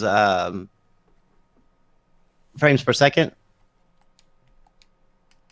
So I guess it's in dynamic scaling or dynamic range or whatever the hell that terminology is. Dynamic resolution, right? Yeah, dynamic resolution. Yeah, I guess it's in that between. It goes between 720p and 1080p or 1080p and 720p depending on the scene or whatever. But I still I'm like you though. I haven't played a part yet that it makes me wonder or makes me would think that would be a really demanding scene. Now there is a lot of grass in here. Is grass a lot really demanding? Fuck yeah. Be. It's like because in For some Okay, games. grass. in this game there's like a ton of grass and it's like flying back and forth and fire and stuff like that. So I don't know if maybe that might be a reason. I don't know, but I don't know. I'm having fun as hell with the game. I don't give a shit like what it is, but Okay, if you think PS4 Pro is great, but Xbox Scorpio is bad, you should take a lot of sleeping pills. If you wake up, hopeful you won't still be retarded. Wow. I'm gonna ask him. Obviously, if we asked him what he thought about the Xbox Scorpio, it would be the greatest thing ever, even though since it's out. But It's kind of ridiculous. oh boy. well the Scorpio is going to be the Xbox One Pro. I mean, it's going to be because like from what it's not having Ryzen, so it's going to be probably the Jaguar CPU. It's just gonna. I mean, it's gonna have more power, but it's not gonna. It's not like it's gonna be this huge workhorse, you know. It's not gonna be that next step that they keep on selling to people. And now they've actually Tim Dog's gone a little bit further now since they can't talk about Ryzen anymore. Now they're talking about. He said he actually tweeted out replied back to one of the other Xbox guys that said whenever he tweeted out about the Sony 4K Blu-ray player that's coming out next month. He said it'll be good that whenever Scorpio gets this, comes out with this 4K player in it and has the full 4K experience. I'm like going, no, oh, God, no. Like, why do we have to go to another rumor? Just let the damn thing come out. Just be happy that you're getting it if that's what you want. But why do you have to keep adding shit that you have no idea? Like, it doesn't even make sense. It's gonna be. When they don't want to realize it's just gonna be terrible. I have never got my hopes up to with a console even when they announced the PlayStation 4 or the Xbox One, I never even thought, oh, it's gonna have this and it's gonna have that. It was just kind of like, well, what's it gonna have? I was just waiting for it to come out. It wasn't really a thing I was sitting there trying to put things in it. It just seems so weird to me. I think it's because that they've had such a bad run on the Xbox side for this generation. They have to really look forward to something. Otherwise, what they bought was just a waste. I think you're right, though. I mean, if you look at, come on, man. They have to find some solace in what they bought. Any console generation, prior to these two, do you remember ever being happy that the Super Nintendo or the Sega Genesis, or how about even the Dreamcast using blast processing? Did you ever hear how great they would have been to have those? No, because no one cared about that shit. Yeah, it was just about playing the games and enjoying it. About playing the fucking games and enjoying them, yeah. Now these motherfuckers... Now it's about graphics. Who's better? Who sells more? It's like, can we just play the games, please? Pretty much, yeah. I mean, yeah, it's gotten... take the fun out of being a console gamer. They really do. Exactly. They've taken the fun out of being a gamer at all because then they go after they use NPDs to go after PC gamers, talking about PC gamers don't support their games. I'm going, you're really stupid now.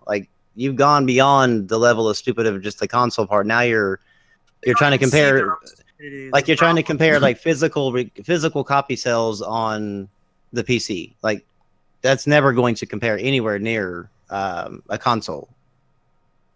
PC is not a physical medium, heavy focus on that. That's insane. I mean, because you can't every time as soon as I start seeing people on Twitter, they're like, MPD's posted yet? I'm like, why do y'all care so much? Just like let it come out and like look at if you're interested, cool, look at it. But everybody's like talking about like, they're trying to tweet at each other, digging at them, talking about, oh, we won January again, or y'all, we won. Xbox is on a comeback. It's like, why does it matter to you? People are always looking to pick a fight. Just if you're having fun playing your Xbox, then just you shouldn't feel the need to talk about Sony on your channel. You should be content with being able to and having fun showing people that like the best thing to bring people to the Xbox, if that's what you're wanting to do, and you have an Xbox channel, would be to show how much fun you're actually having on the Xbox. Like that's what's going to bring somebody to that. Like, oh shit, I want to be able to do that. That looks fun. I want to do it. But every time you go to one of these Xbox channels, it's all you hear about is Sony, and it's like you're driving people away from the brand that you're supposedly love. It's so funny that you're saying that because I did the same. Like, I was one of the few channels that were talking about the Wii U this generation. I was like, yo, the Wii U is actually pretty fucking good. You guys should try it. My first thing wasn't, oh, the Wii U's got like, it operates at a better hardware to software performance than any other console because it's built as shit. I never focused on that. I was talking about features of the Wii U that nobody was talking about. Even some of the bigger Nintendo channels here weren't even talking about it. I'm like, dude, like the Nintendo is like their online, because at that point their online was like their best kept secret. Nobody fucking knew that Mario Kart performed extremely well across countries. Nobody fucking knew that. I was trying to tell people, I was like, hey, check out Smash Brothers. It sucks right now, but in about a week they're about to patch it. After that patch, it was just as good as Mario Kart. I'm like, why isn't anybody talking about this? Why? Like, I mean, it's so stupid. They spend so much time bitching instead of like I mean, I don't know. To me, if I wanted to know what's going on with Nintendo like that, I would want to come to like the videos you're talking about. Yeah. Rather than me going to a Nintendo, like say Doc Trey, if I went to his channel, and we're just going to pretend he actually was like didn't talk about Nintendo, and he was like just downing PlayStation or downing Xbox, all of his videos, and I'm like going, that's not. I mean, that would not make me want to come to Nintendo, because obviously if you can make 30 videos in 2 days, and every single one of them are on a different platform than the one that you're actually representing, then obviously that platform doesn't seem to be that much fun to me. Like there's not enough to keep me busy to warrant buying it. So like these people are like going against themselves. Like it doesn't make sense. I've just never understood like why people do that. It's like I'd rather focus on the positives of gaming rather than all the negative crap. I mean, well, like and even at the beginning of my Xbox, my whole me getting into the Xbox for the first time. Like I was telling people, like there's at the very beginning there was a lot of shit that was going on, and I was like, hey, I mean, if you guys are experiencing the Xbox crash, guess what? You double tap the home, and guess what? It brings up your browsing history. Just delete it all, because everything you were doing would go into your browsing history, and that's why people were crashing. I mean, I would try to do stuff like that because it seemed to me that too many people were focusing on fucking NPDs and who did this, who did that, and I'm just like, you guys could be helping people out. What the fuck is wrong with you? Not trying to say that everybody should be a good guy, but fuck. At least it seems like at least do something. I mean, at least make some sort of productive video. But they don't like they're. It's only the only videos fuck that Sony fans, fuck Microsoft fans, blah blah blah blah blah. They probably get more attention and more views when they do that.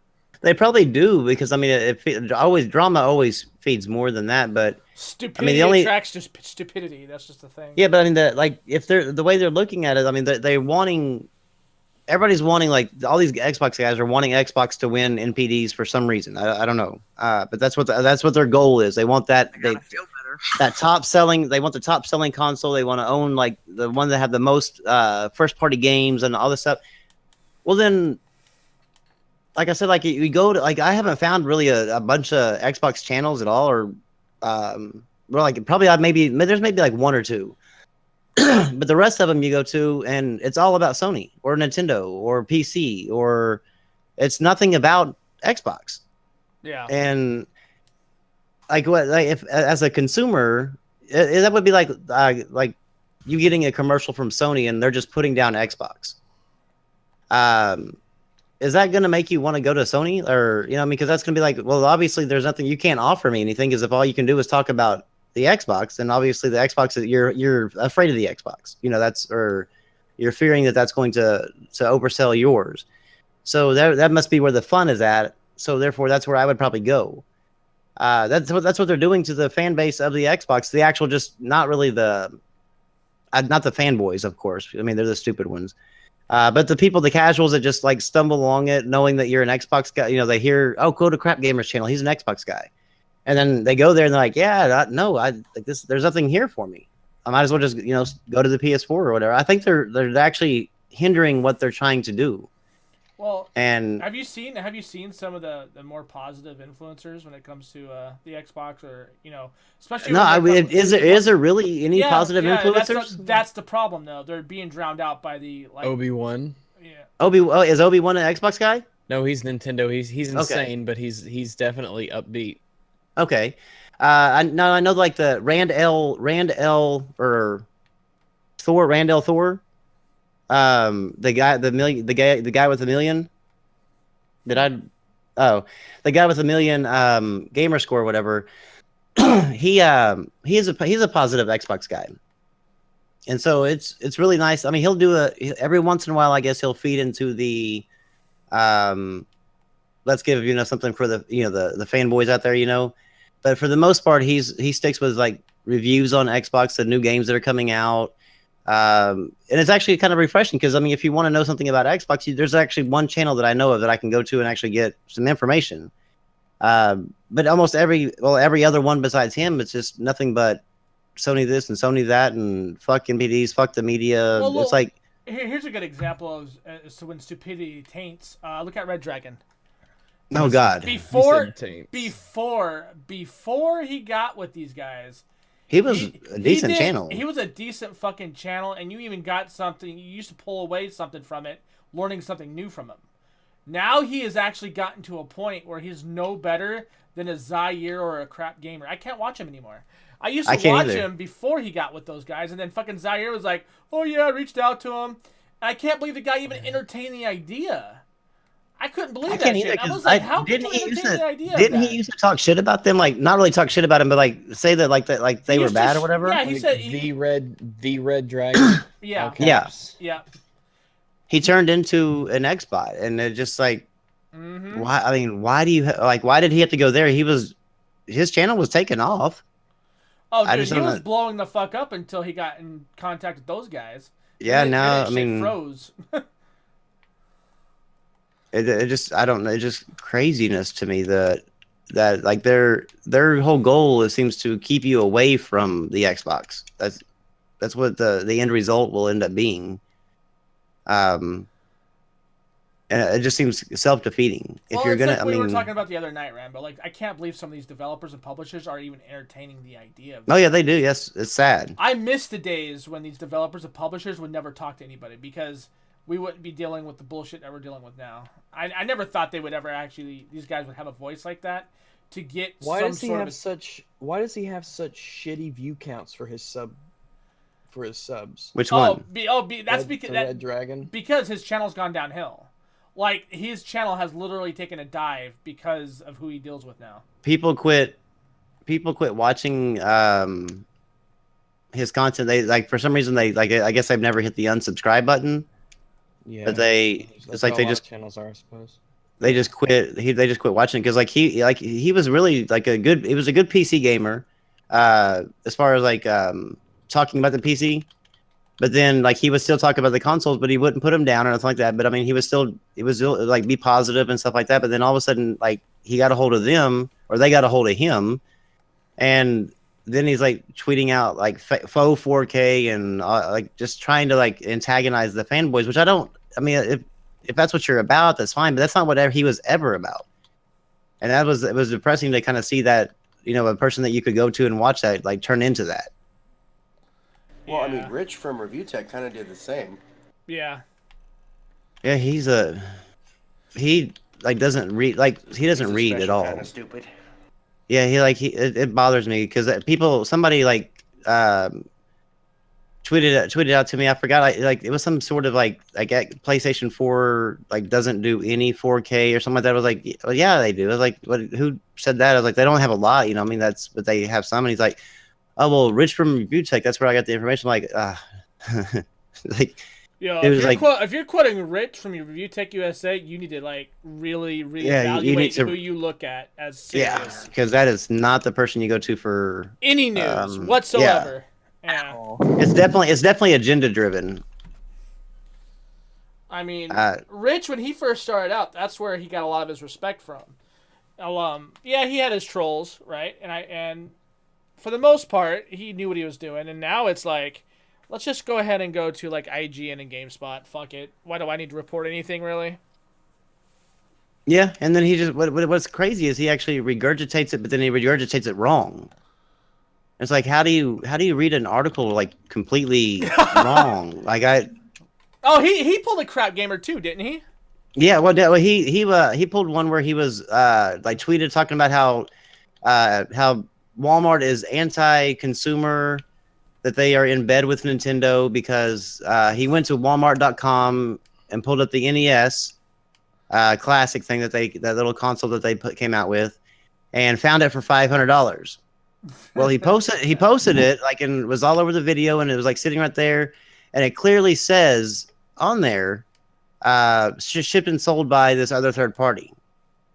And I'm like, how are you this stupid? I mean, like you're actually like putting down Walmart, and it had nothing to. I mean, it has nothing at all to do with Walmart. I mean, I'm not saying that Walmart was a good, as a good Right, company or right. anything like that, but No, right. they're definitely not not responsible for this. And I tweeted him out talking, and he replied back was like, well, still it's on their site, so they are responsible. I was like, no, they're not. Like Amazon doesn't control what. Amazon doesn't control their distributors. I mean, look No. at the Zotac thing that me and Rags witnessed. I mean, shit, I bought into that. Right? That was was through Amazon. Do I blame Amazon? No. In fact, they refunded me. I mean, so if anything, just be more. Yeah, he smart. said that since Can't he blame said the that since the on the Walmart site that it says like the third party sellers are verified or whatever.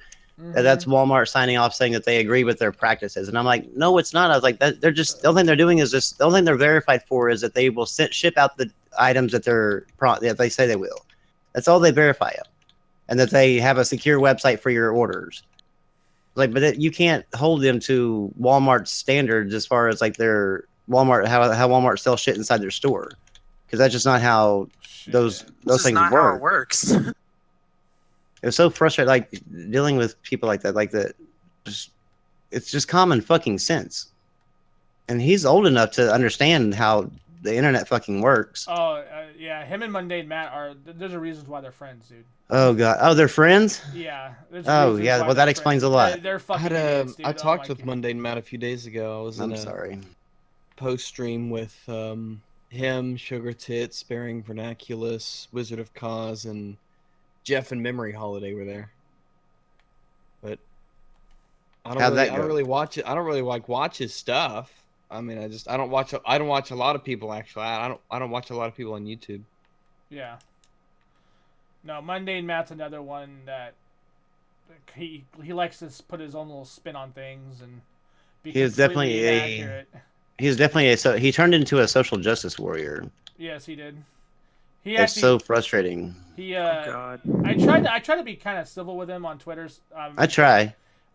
Because the other day we were kind of going back and forth over something completely stupid and asinine. I'm just like, Oh shit. oh man. Sometimes I forget how big I've gotten. I'm way bigger than he is. I don't even think about it. I thought he was a bigger No. channel. No, well he was. He was at one time. He became an SJW, and like nobody wants anything to do with him. Like there's a lot of people that just don't. Yeah, a lot of the friends that he used to have, like they were part of the that type of video making, the type of commentary, The political narrative. kind of like pulled away from him, like Yeah. because he started going after them, like talking about how they were stupid and they were wrong, and it was like all of a sudden like he just became like this huge Hillary supporter, and like it just changed. I don't know. It was really weird. So a day ago, he made a video. He also has a really low view count for his subs. Yep. But he made a video a day ago called let's talk about the faux outrage surrounding Dear White People, the Netflix thing. Mm-hmm. And the top comment is, in conclusion, Matt wants to lose subs. Well played. Yep. That's That's the pretty first much. thing that pops up. First thing that pops up. That's what's kind of happened to him. It's kind of like he's let this social justice narrative take over his life or take over his channel or whatever. And it's, I mean, I don't have a problem with like if people feel that way, you know, to do their like content, but like he started out completely opposite of that and got the following, and then all of a sudden like he just it's I don't- 17,000 views, 600 or 770 likes, 2,100 dislikes. wow. I'm not surprised, really. Yeah, I'm not either. Not Um, because if you've ever seen Brim quote his tweets on Twitter, sometimes it's like they're Oh, wow. mind-numbing. They are so Yeah. mind-numbing. I'm just like, it's like Like- how did you get this thing? Like how did you get to where you came up with that conclusion? Like I don't. I it was doesn't make arguing. sense. Yeah, I was arguing with him on voter fraud in general. Like he was trying to say it never happened, and I'm like, excuse me. I'm like, and I linked him some links or whatever showing that he was wrong.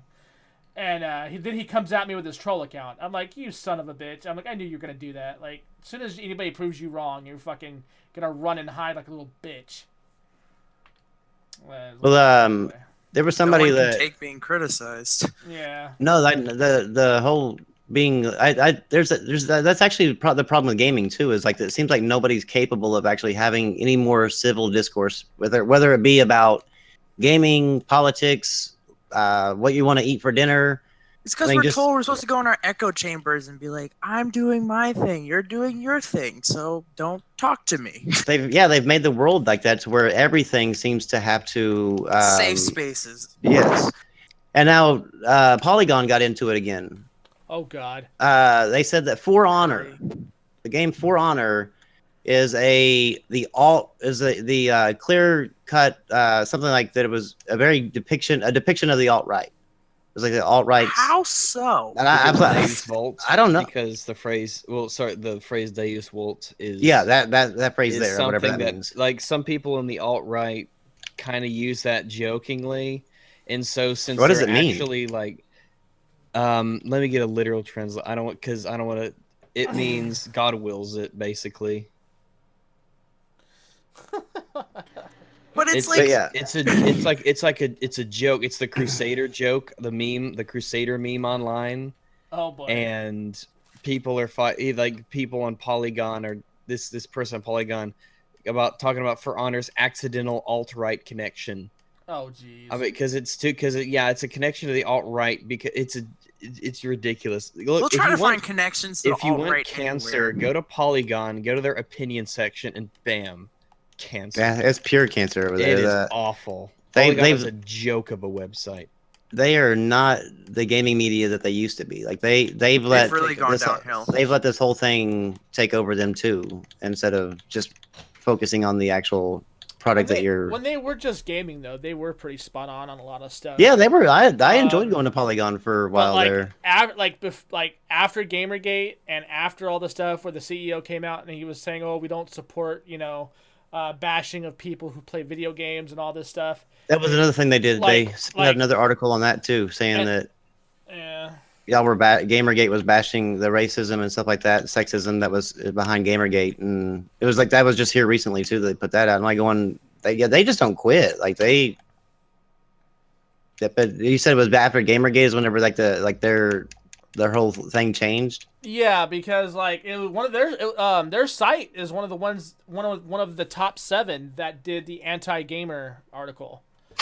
And the CEO came forward and said that one writer does not speak on the behalf of the entirety of the site, and that he doesn't agree with how these people did their jobs, but he's not gonna take away their free speech and whatnot, because reporting is what they do. Well, I always felt like, if you're gonna bash people, you should just be able to accept the consequences as they are. Don't paint them as even more demons. You know what I mean? Yeah, I mean that's kind of your words yeah. have consequences. Especially if you have influence, and that's the thing. A lot of these guys are trying to make excuses for is, well, I can't control what other people do. Like, no, that's exactly what you're doing. You're doing it passively each and every day. You do a video, anytime you do an article. What you say and do carries weight, especially in a gaming community full of people that like to troll and have fun. And when you tell these people that they're fucking racist and they're sexist pigs, and they didn't even do anything to you, that's where the issues came from. And a lot of and Polygon was one of the ones that were like, okay, we don't think everybody's like this, blah blah blah. And then here we are, fast forward to today, and now they're like, oh yeah, we kind of agree. Like what? The fuck? Yeah, I don't like. I've quit going to like. I won't read Polygon's things anymore. I won't click on it. I saw the title and that was enough for me. But I quit doing that because I know that they like once you click on it, they get paid. Mm-hmm. So I figured the only way that you can kind of like combat them is just to not click on their articles. And they thought, and a lot of these guys, like the way they kind of misconstrued it was like, oh, gamers are just mad because you gave them a label. It was like, no, it's not that at all. It's a lot of gamers today used to be fucking chastised for being gamers and shit back in school and stuff. Like a lot of these people don't even do anything to you, and you're insulting them for what? Like you're attacking them for what reason? I mean, and that was a lot of it was about next to wanting to have more transparency and more honesty in gaming journalism. So like it was a hand-in-hand situation, and a lot of these guys just refused to see the truth for what it was. That's all it was. They denied everything. Matt retweeted somebody saying all of these reactionary people freaking out about dear white people are just as racist as the SJWs they despise. Oh my god. Yeah, he. If you look at his older videos and then like lead up to like the election, you'll notice a shift. He's gone. He went full retard. Oh yeah. Yeah, you'll notice a huge shift in him, and it's like he's cringy to watch now. If he was shit posting, that'd be one thing that I would just totally watch him for that. But it's not. Yeah, but he's not. No, bad. He's serious. Yeah. It seems like the election has taken a serious effect on a lot of creators. Sadly. Wait, yes. Congress introduces bill to terminate the Department of Education. Good. States should be in charge of their own educations. And Matt Jarbo, of course, says, well, shit. Of course you do. Matt Jarbo.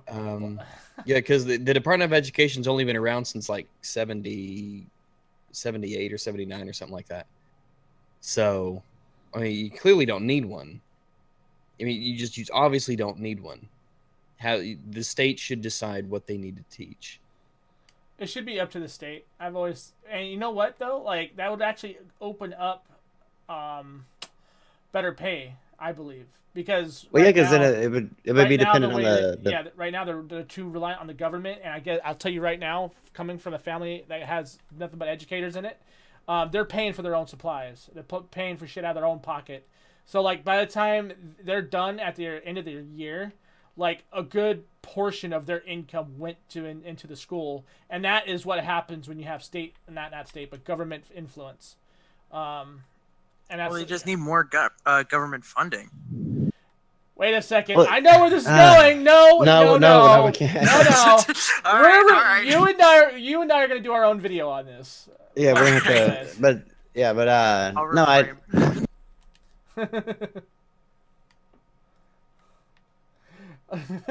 It's like, nah, nope. I know what's gonna happen. You guys started talking about politics, not me. I know. I wasn't gonna say anything. Oh, man. How old are you? I'm 18. Oh boy. Oh boy, what? No, Rags. No, I'm down, curious. boy. Oh, boy, what? Nope. When it comes to, okay, it's. Okay. Sony's came out the 4K Blu-ray player. Oh yeah, that's right. Yeah, That's they're releasing it next month, $299.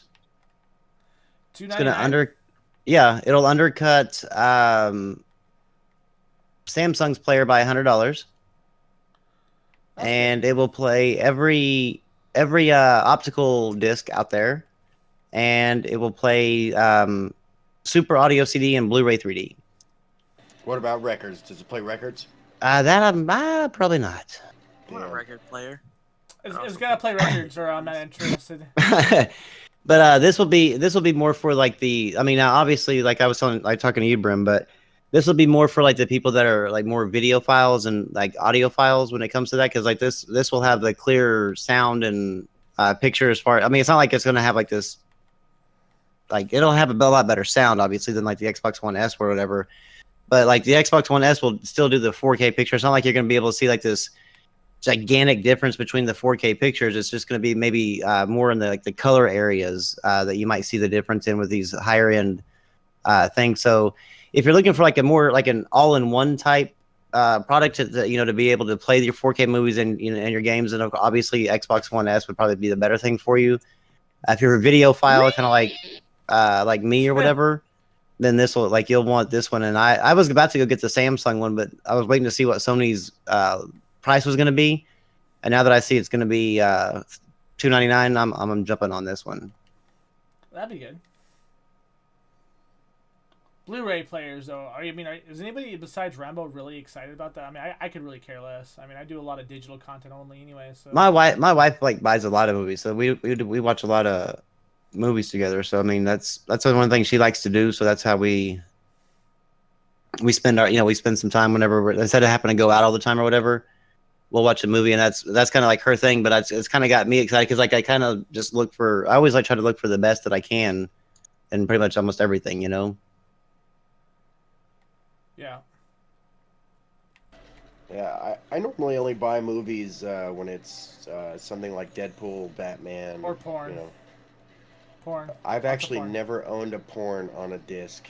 So. Yeah, never have either. The last haven't porn I either. ever owned. The last porn I ever owned was on VHS. You guys remember that shit? Like the old. Oh my god. A long time ago, yeah. I tracking owned was one really way bad. back then. Yeah, I owned one way back when, but nothing ever on disc as far as porn goes. Of course, my VHS didn't have any of the labels on it or anything, so nobody knew what it was. They always like put it in the VCR at their own risk. Oh yeah, when you rip the labels off, that was always a thing like that. Yes, because you had to especially when you were younger, you had to rip the labels up so that way people, you know, nobody would figure out what it is. But then you'd come home and like you would see like the VHS has moved, and you're like going, oh shit, now I've got to figure out which one it is. Like, so you take like all.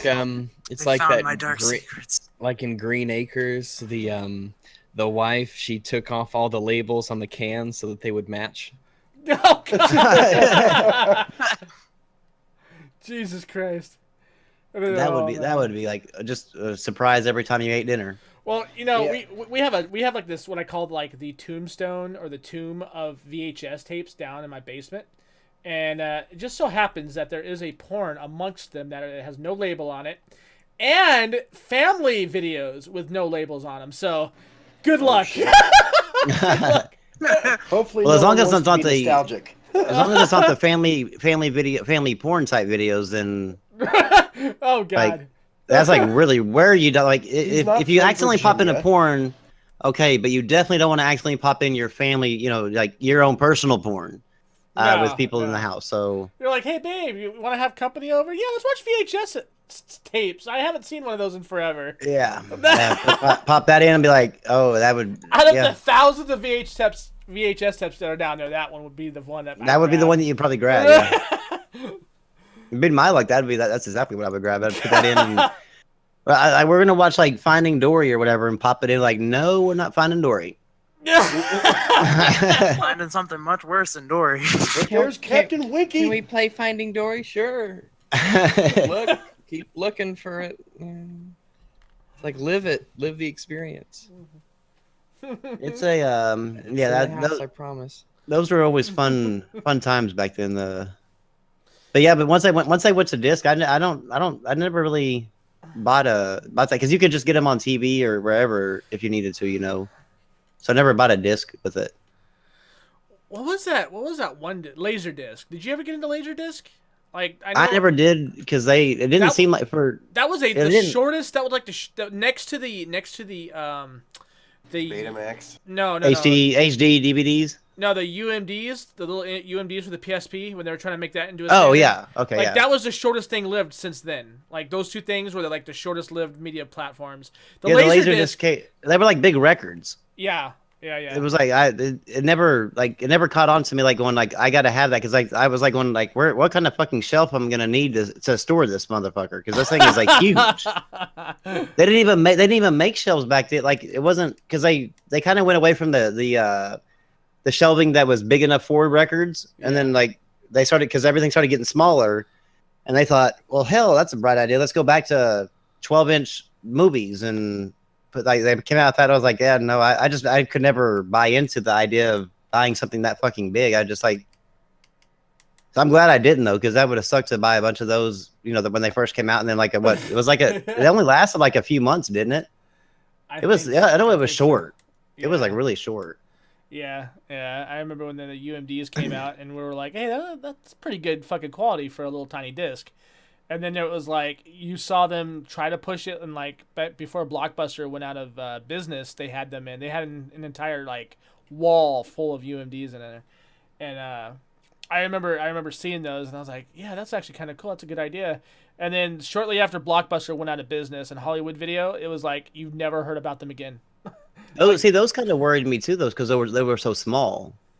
Yeah, like but they had that protective coating thing, like the plastic case that came in. I mean, it's a really neat idea. Really neat idea. I would have liked to actually seen if Sony was able to actually go with something with that, where we would be today, you know, with the media that we have now. But I mean, I guess the transition to Blu-ray. Oh, you mean just having the plastic case over like regular media we have today? No, like those UMD discs, the ones that like. But if Sony carried the plastic casing over to DVDs and stuff, that would be cool. Yeah. Yeah, that would have been really nice because then DVD scratched like crazy, like just quick. Mm-hmm. And those plastic cases took a beating too. Like yes, they did. Some of those got like really beat up, and it still played, so it was pretty cool. Yeah, the one thing good about Blu-ray is like whenever, like if I order a game or something, and because you know sometimes when you buy a game or a physical game and you get it, you can hear that disc just like it's not latched in, but you don't have that fear that you used to have with those DVDs. Like as soon as you heard that with the DVD, you just put it back. You're like, nope, because it was scratched. You already knew it was bad. But with good thing with Blu-ray, like they had that protective coating. But I would have liked to see how like would they still be the small ones, you know, or like what type of players would we have at this point if those UMDs actually would have taken off? They probably would have phased them out anyways, just because they take up more space and more materials. Some to type make the of like plastic floppy it. disk type player where you just jam the cartridge in. It's 2. I should probably head out. All right. Well, get off of there, man. Go. I'm just kidding. You act like you got something to do tomorrow. Like I do. Okay, Black Bond. Some of us work. Black Bond, he says. It's funny. It always cracks me up with Black Bond. He's always trying to make himself look like. Oh, he actually just dropped out, didn't he? I'm not a social reject. Yeah. So apparently, like he was, because somebody did a video on Super Bowl Sunday or whatever, but it was like that morning, and he's tweeting out talking about people's a social reject. Or you're doing a video on Super Bowl Sunday. Like, not everybody in America. Holiday. Well, yeah, but not even then. Not everybody in America watches football. I don't watch football. That shit's. It doesn't make you any more of a reject or anything. It's just like some people like it, some people don't. And even if it is a holiday, when it comes to YouTube, especially if you don't work and that's your income, then you are going to upload on holidays because you're self-employed at that point. So you've got to do whatever you can in order to make the money, and that includes working on holidays. It's just I don't his thought process is just so weird. And then so he'll start tweeting out pictures of where he's at like every 5 minutes, and that he's got a sandwich or something. I'm like, I don't give a shit, dude. Like I don't really care if you sandwich. It was made by some beautiful blonde, a barista. Yeah, he goes in this long description about what the hell to be more than it is. He thinks he's like this awesome person. It's like, dude. Like, nobody cares if you got your ass wiped by fucking, like a Kardashian. Jesus, relax. Yeah, I don't, during New Year's, it was funny that somebody was tweeting back to him talking about, like, what they did, and he was, like, then comparing to the number of people he had at this party and to the number of people the other person had, and then, since that person didn't have exactly the same amount or more, then that person was a social reject. I'm like going, what are you, like, how do you, Like you Yeah, must have like a really boring ass another one life. that's kind of fallen off into the deep end of stupidity. Yeah. He is. I mean, he'll do some good videos every once in a while, but like whenever he gets to that social reject crap status, it's like, yeah. Like you almost make yourself say. I mean, you can hear the desperation in his videos talking, or the way he tweets or whatever, talking about. It's almost like he wants to have the life that he's talking about, but he just like he doesn't have it. To me, when you have to brag about something, chances are it's not really happening. So, just real quick, per DM, wrong username would like me to tell Kurosaurus that he loves you. So, All right. just thought I'd get that out there. You fucking owe me, Richie. Let's see. Oh, they are coming out with a suitcase, a minigun that you can carry in a suitcase. That's fucking amazing. I'm buying that. I have found what I want to spend my taxes on. Like Shit, would a tax check even cover that? I'd probably not. I mean, I'd have to have some more kids. How much is it supposed to be? I don't know, but I mean, I can only imagine that it's probably going to be in maybe a $10,000, maybe like that. It's going to be one for the people that are the high end collectors. I tweeted it out or whatever, and somebody replied back to me. And people think that everybody in America should have one. I'm like, well, why shouldn't they? Like it's not like you're going to walk around. Your people are going to be walking around the damn town with these miniguns. I said, and plus, I said, if they're making the minigun, that means the bad guys are going to have the minigun. So I'm gonna have the minigun at the end of the day.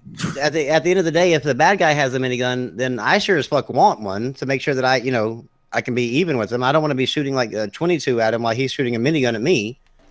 But it's like if you're good with that 22, you could. If you're good with that 22, oh yeah, true.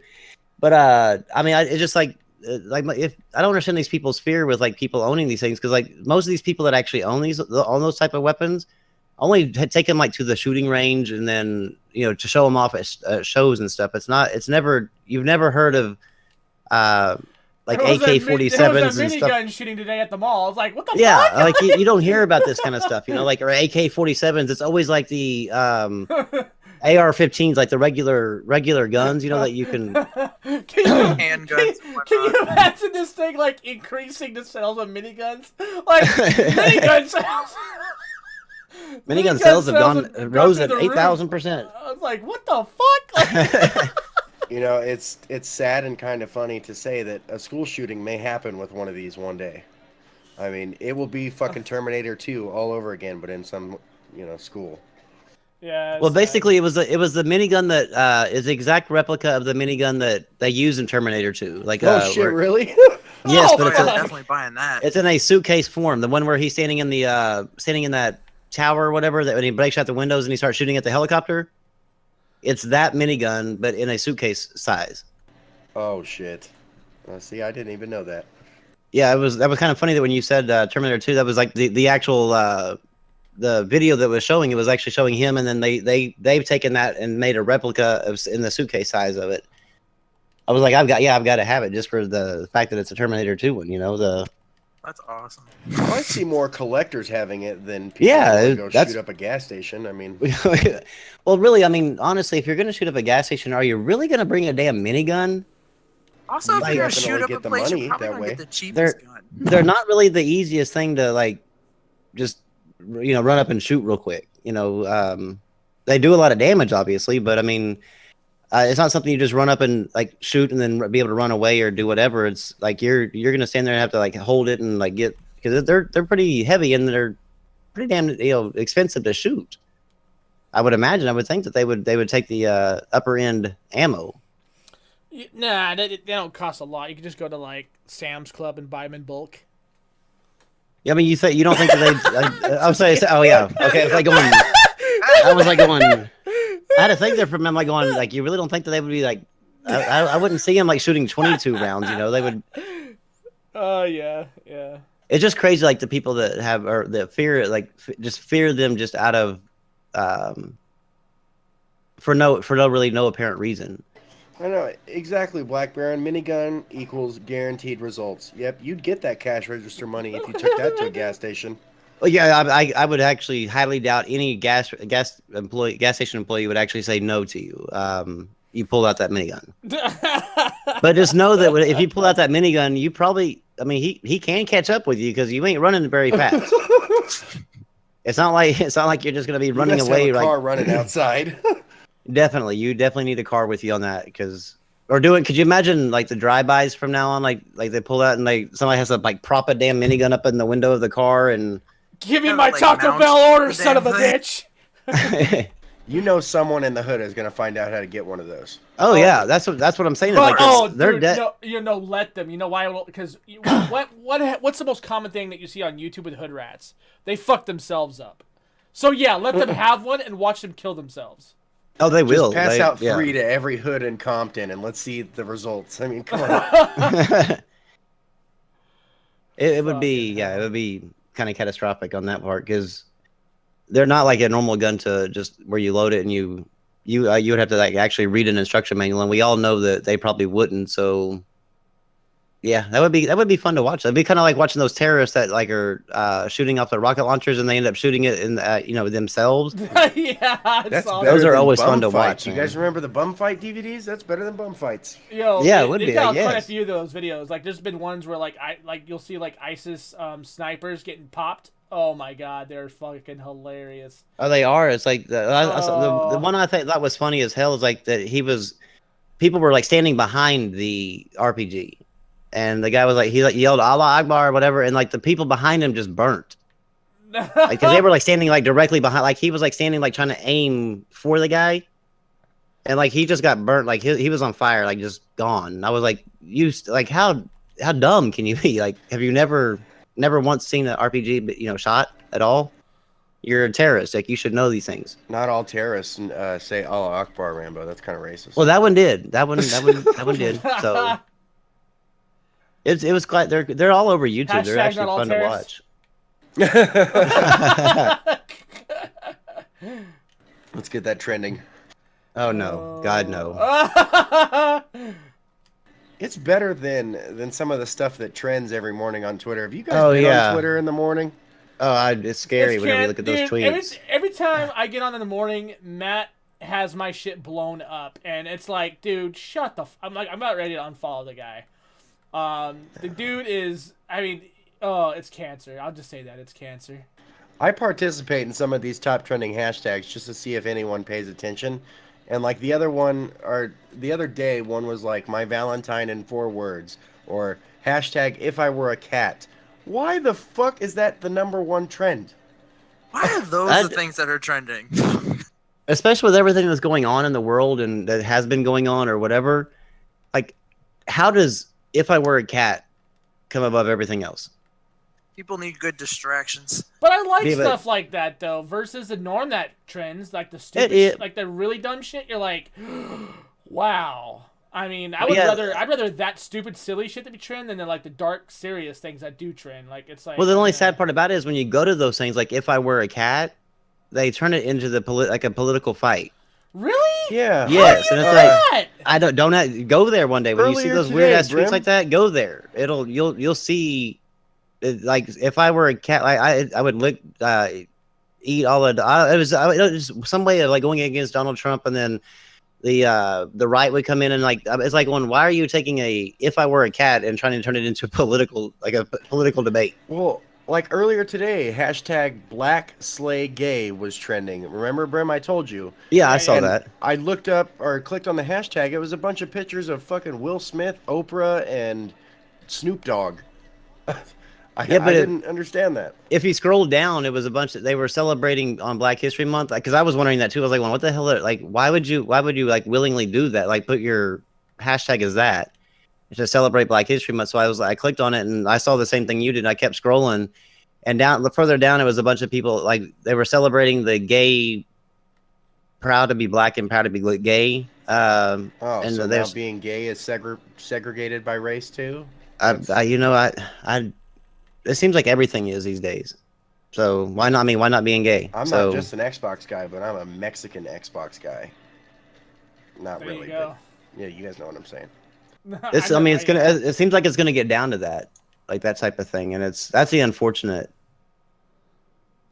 thing, It's gonna get worse from here. I hope no. I hope not. I mean, I hope it actually some sort of way it I mean, I hope actually. it doesn't, but just the way things have been trending, it just seems like it will. Man, Yeah. why can't they just take the stupid, silly things and just bond over like all we used to do back? Exactly, In the day? I like- mean, Because people are just so content with fighting with each other, you can't even bond over simple, stupid things. You can't. Yeah, you can't even reply. Like even if you just reply to somebody, like today, and I'm not. I'm not going to bring up the. It's something about Trump or whatever, but it has nothing. We're not going to bring up politics. It's just that there was like people talking about like apparently Trump met with the Japanese guy, the Japanese prime minister or whatever. I think it's prime minister. And they said that he disrespected the Japanese guy. Like, so I watched the little clip of them shaking hands. I'm like going, okay, so I don't see the disrespect. I'm not following because I don't understand what you're saying. So I replied to him like, so I was like, part of me is like, I'm just trying to figure out like where's the disrespect because I don't see it. I don't, I'm trying to figure it out. And they started attacking me. I'm like how are they said educate yourself. I'm like going, well, isn't that what you're supposed to do by asking questions? Like I'm not fighting you. I'm not saying that you're stupid or you're anything. Like you can't even ask somebody a question anymore these days. It's an automatic fight. It's just sad. People Whether- don't know how to have civil discussions anymore. Yeah, whether it be, I mean, just like I said, it's not just about politics that happens. Like like an Xbox guy, or I've seen anything. PlayStation guys. Like if anybody tweets something out and somebody replies back to them with a question, it's like they take immediate offense to it, no matter what. Like they just start attacking them. It's like where are you going with this? Like how is that going to ever like lead to the result that you want? If it's about gaming, I mean, why? I mean, if you're trying to make it, Xbox look good or the PlayStation look good, when somebody replies back to you with a question like, "Why are you?" If you come out with a fight, you're just looking like you're making it look worse. Like, just talk to them. They might actually, you might actually change their opinion on the situation and move on. But it's like nobody has that ability to do that anymore. And it seems like it's getting more and more to where like just the pettiest shit will set people off. yeah, and it shouldn't be like that. It shouldn't. It be shouldn't. so- No. I could always disagree with somebody on a political, religious, whatever topic that we're talking Yeah.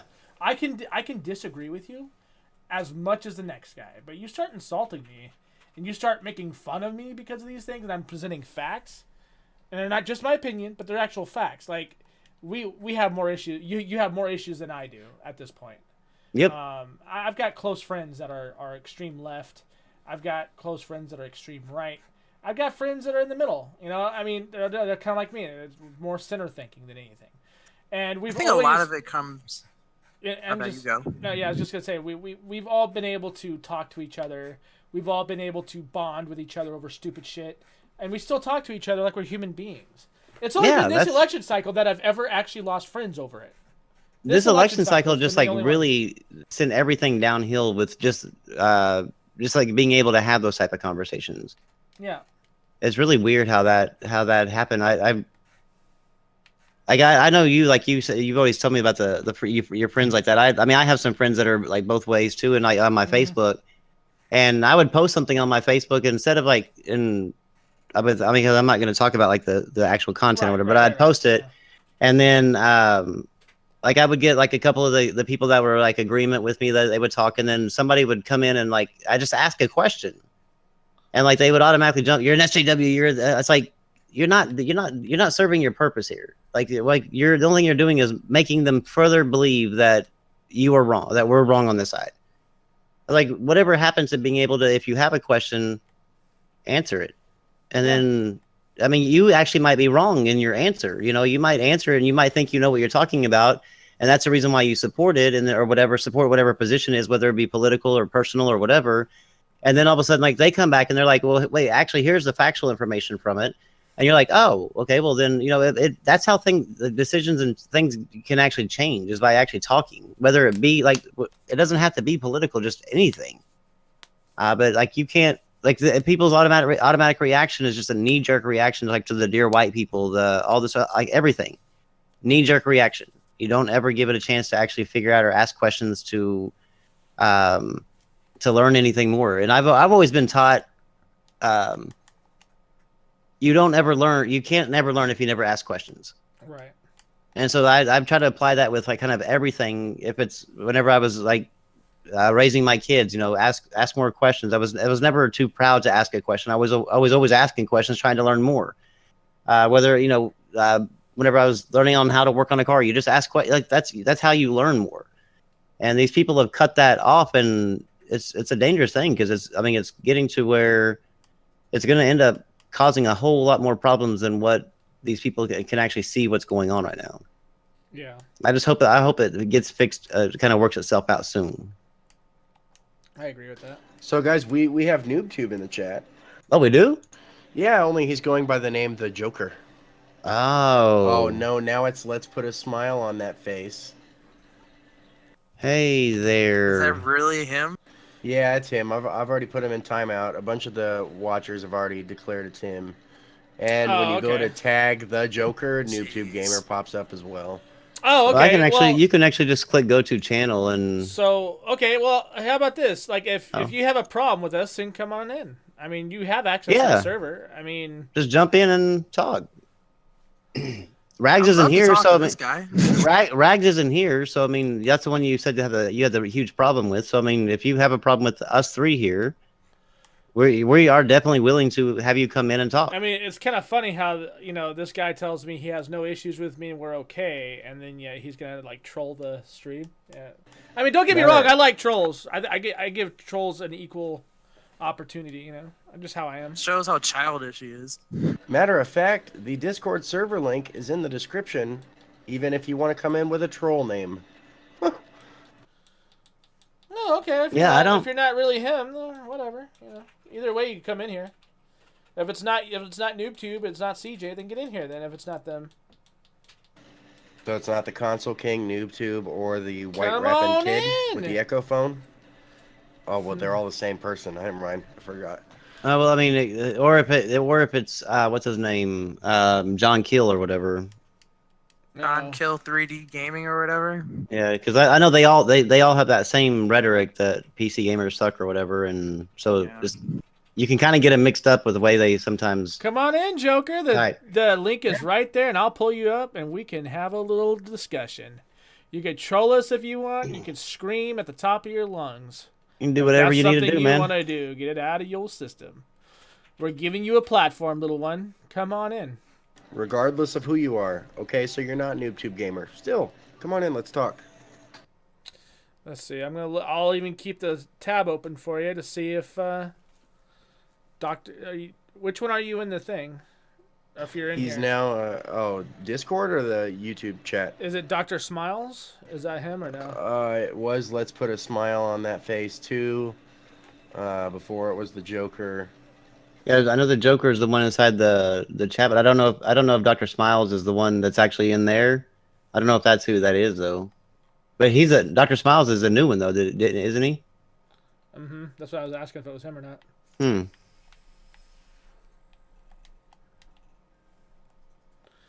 I mean, I'm willing to. I'm always. That's one of the things. Sorry, go ahead. Go ahead. Go ahead. I was just saying, I'm always willing to give my trolls a platform to stand on. Like, I'm not one of those. I'm just gonna like ditch you. Like, I love everybody equally. I'm not kidding. I used to be a troll myself, and I think that's why I am the way I am. So, you want to shit post? You want to shit post my videos? I mean, you're more than welcome to. I mean, I get shit posts all the time. I love it. Keep coming.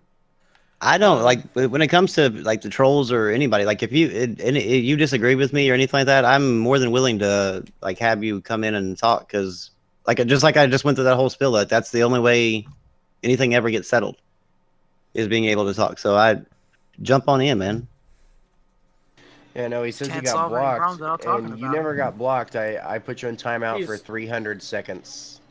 Yeah, that's not blocked. That's timeout. There's a difference. Yeah, it was only because you were flooding the viewers' messages and I couldn't even read them. Come on in. You can just click the link. That's all you got to do. Click the link. But I see he came back with another account. Now I know why the name's different. I already know who this is, if it's who I think it is. You know who it is, too. I'm just not going to give him his name out. Yeah. In that case, keep doing what you're doing. Anyways, I mean, if you're just here to troll, then just troll. Then that's one thing. I mean, yeah. Whatever. I don't really care. Anything you guys want to talk about, or? Well, I'm trying to. there's forgot what there's a game coming out, like isn't there a game coming out like next week or something like that, or oh no, that's what it was. Horizon Zero Dawn is actually, the embargo lifts, or the NDA lifts on the 20th, and it doesn't come out till the 28th. So that actually tells me, I mean, I was kind of surprised by that. I was kind of figuring that since they were a Killzone franchise, and that this is like their first branch away from the first-person shooter, that we would probably see like an embargo like up until closer to release day.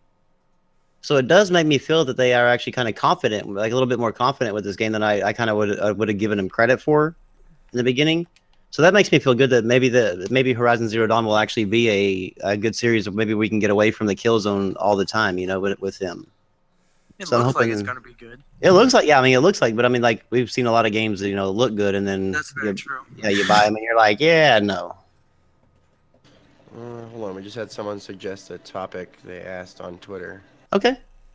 Oh, he responded on Twitter. Okay, that's fine. Okay, so a question for the stream. Are there a trend of all this public beats, timed access, demos, etc.? The return of shareware? Question mark. Hmm? Here, I'll tag you guys in it.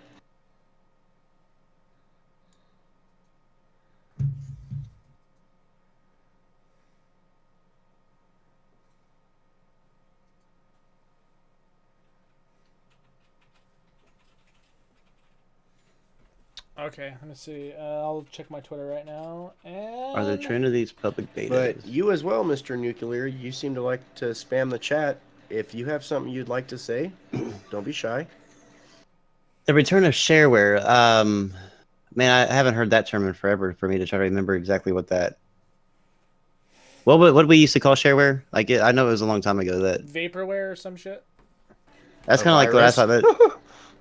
thought. But no, the trend of this, I think the trend of the public betas and the timed access and all that stuff. I think that the reason why they do that is because it's harder for them to get them. I guess these games are costing more and more money to make. And so by getting that, instead of like doing a commercial for it or something like that, they do a lot of these kind of things like this, so that way you get kind of more excited They want about it, you I to guess. get hooked, so you buy Yeah. it. And so I think it's more of just like kind of luring you in in order to get you to buy the game, because I think not Ghost Recon, but For Honor comes out Tuesday, or It comes yeah, out like at Tuesday. the end of next week, right? Yeah, no, it comes out Tuesday. It comes out the 14th. And they just did an open beta. They're doing an open beta right now. There's no beta to it. It's just a demo basically. So I think the only reason they're doing that is just to make to get people, I guess, the hook into people, and so that way when it comes out, it gets supported more, because they put so much money into making these new IPs and stuff. I think that's the reason why you're starting to see a whole lot more betas and demos. I pretty much call all betas demos unless you get an early on beta. But if you notice, most betas like come really close to release date. They're basically like So, the finished product, just yeah. shortened. So if you play my suggestion is if you play a beta like closer, like within about less than a month from release date, you're playing basically the final product. So if you're seeing a lot of bugs and stuff like that, chances are that final product is going to have a lot of bugs in it. Betas to me have always happened like early on in the process. That way they have time to actually fix the problems. Yeah. What do y'all It's think? more Y'all, like demos now. do y'all think that they're returning to shareware? I don't know. It's hard to tell. I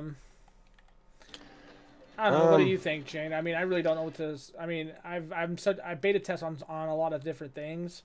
Yes So and it's- no. I mean, because with shareware, you were usually able to find the full version pretty quickly for free. I mean, these games, yeah, you can do that, but so many of the features are taken away when you do that. So it may be I guess, in a sense, it's like shareware, but in a much different way. Oh, okay. I looked up shareware now. Like what now I Like see it's is not like LimeWire shareware days. Yeah, It's this not is like anything where that. it says software that's available free of charge and often distributed informally for evaluation, after which a fee may be requested for continued use. So, in a sense, Yeah, I mean that's what it is because they basically give you the free product, a little bit of it, and then in order to continue it, you have to buy the game. But that kind of goes back to like saying like that they're just trying to get you hooked to it to buy, so you will buy it. So I don't think it's in the same sense as what shareware is meant, like what it was back then. But I think it's got the same type of thought now that I actually looked it up. It's got the same kind of outcome, I guess. Oh, hey guys, he's back. Welcome back, the Joker. See, I told you it was a timeout. You're more than welcome to I jump missed in where here. we were begging. Yeah, he said we were begging. I'm just like, I game on console. In fact, I'm playing my Xbox right now. I was like, I'm playing Literally Neo. just playing For Honor on the PS4. I was like, I'm playing Neo on the PS4. Like, Hey, what am I begging for? What are you guys thinking For Honor so far? I'm actually liking it. I'm thinking about buying it. I think it's actually. pretty good. Yeah. I'm gonna buy it. It's one of those multiplayer games that I think I could actually get into because it's not one that, it doesn't seem like one that you're going to where people can just go buy a gun or whatever and.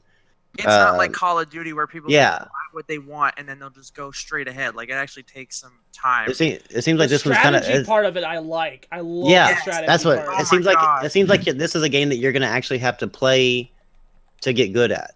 Yeah. Yes, Um, definitely. So that's what I like those. That's the reason why I'm loving Neo so much because like there's not too many games out there like that anymore. It's more hand holding and casual based. So when these type of games come out, they require you to actually play and to get good at. I like that. I was kind of skeptical about it, but then once I played the beta, I was like, yeah, this is actually pretty fun. Oh, wait, you guys. Hasn't the He's got a review Discord link up. oh Sorry. Okay. Go ahead. Go hasn't ahead. the For Honor beta on Steam been pretty negative? I've heard that. I heard on PC it's not doing too well. I have it downloaded on both platforms. I just haven't played it yet. I'm waiting on I see Grim playing it or something. Dude, I played it last night on the Xbox and it is actually pretty damn good. I was having fun last night just ripping it up. I like I said that the strategy part of it where like how you can you keep killing enough of the minions to push back that line. But I like the interception of that. That's where the strategy part comes in. Like you actually have abilities where you can call down rain of arrows from your side of the support line. So like you'll have archers raining down arrows on a certain spot to wipe out certain number of enemies. If you see your buddy being attacked and they need assistance, you're right there next to them. I mean, I like the whole aspect of it. It's almost like a chivalry on acid. Like it's awesome. Kind of, yeah. The one thing I liked about it like a lot is like with those NPCs that are there. If you are, I guess if you do it strategically, you can actually mix yourself in with those people. Mm-hmm. And I noticed the enemies doing that. Like the people are fighting against, they were doing that as well. They were mixing themselves in it. So whenever your guy went down there to like try to attack him, the actual guy, you would end up hitting some of those NPCs, and he would give him an extra advantage to turn around and hit you or to dodge a little bit better because your guy. So there's a lot into it rather than just run and gun and play. So that's I love those. PvP aspect of it. The 1v1 is so far my favorite. I love. Oh yeah, I haven't done the 2v2 brawl are definitely. I haven't done the 1v1. I did the 2v2 and I love the 2v2, but I haven't done the 1v1 because I didn't feel like I was good enough to get into that 1v1 yet. Oh, I was raping my first couple of rounds on 1v1s, and I was like, okay, I'm gonna try something else. But the 1v1s are intense. Like if you go. What heroes were you guys playing? I'm samurai. I love the samurai. I was samurai. Yep. I've been playing the second samurai guy with the pole. Yeah, I tried him. He's pretty cool. I played the samurai guy. He's got the archery carry. ability. Yeah, he's got the archery ability. But you know what? His stab is fucking deadly. Like it's ridiculous. But I played the damage. Only problem is he has terrible defense. He gets eaten up. Not the Viking, the other one, the King's Guard or whatever. The Knights. Yeah, the Knights. I played him, and I really like the one guy that's kind of like a tank. He's just I know which one you're talking about. Yeah, I played him, and I really liked him. Like that's the guy that I think I'll probably be playing a lot more of, because I seem to like, for some reason, like that. I wasn't as good with the samurai as I was with him, so I would probably stick more with him. But I never tried the Viking. I probably will go back and try that to see if I can, get into that. And maybe that might be the one that I actually end up sticking with. Yeah. The samurais take like a lot of dodging and timing. That's what compared I to love the nights about where them. they're just like brute force. I'm coming at.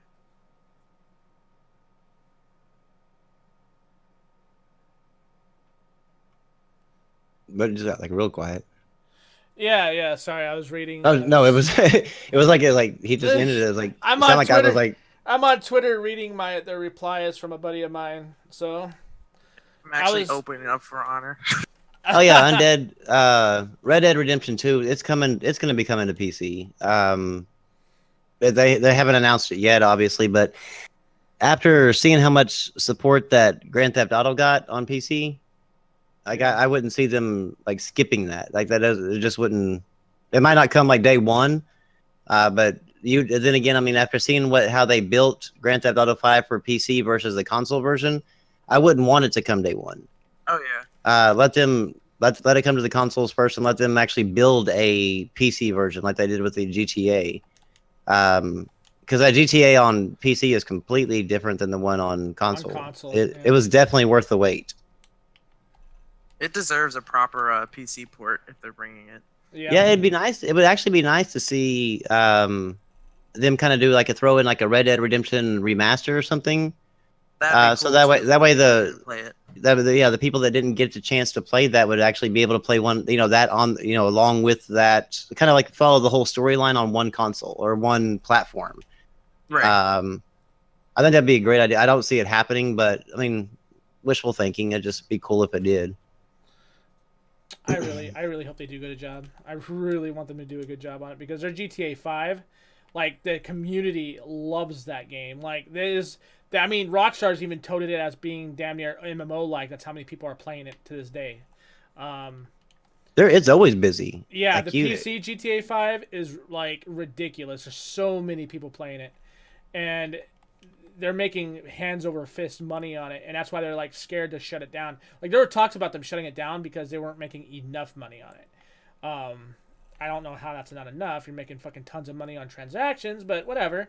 And that game is always every single month on the top 10 physical software sales for consoles.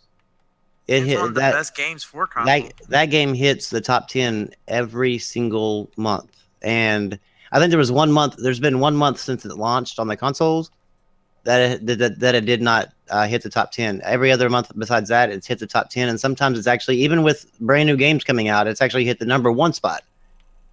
They've actually said that every time a console is bought, that game is bought too. That's crazy.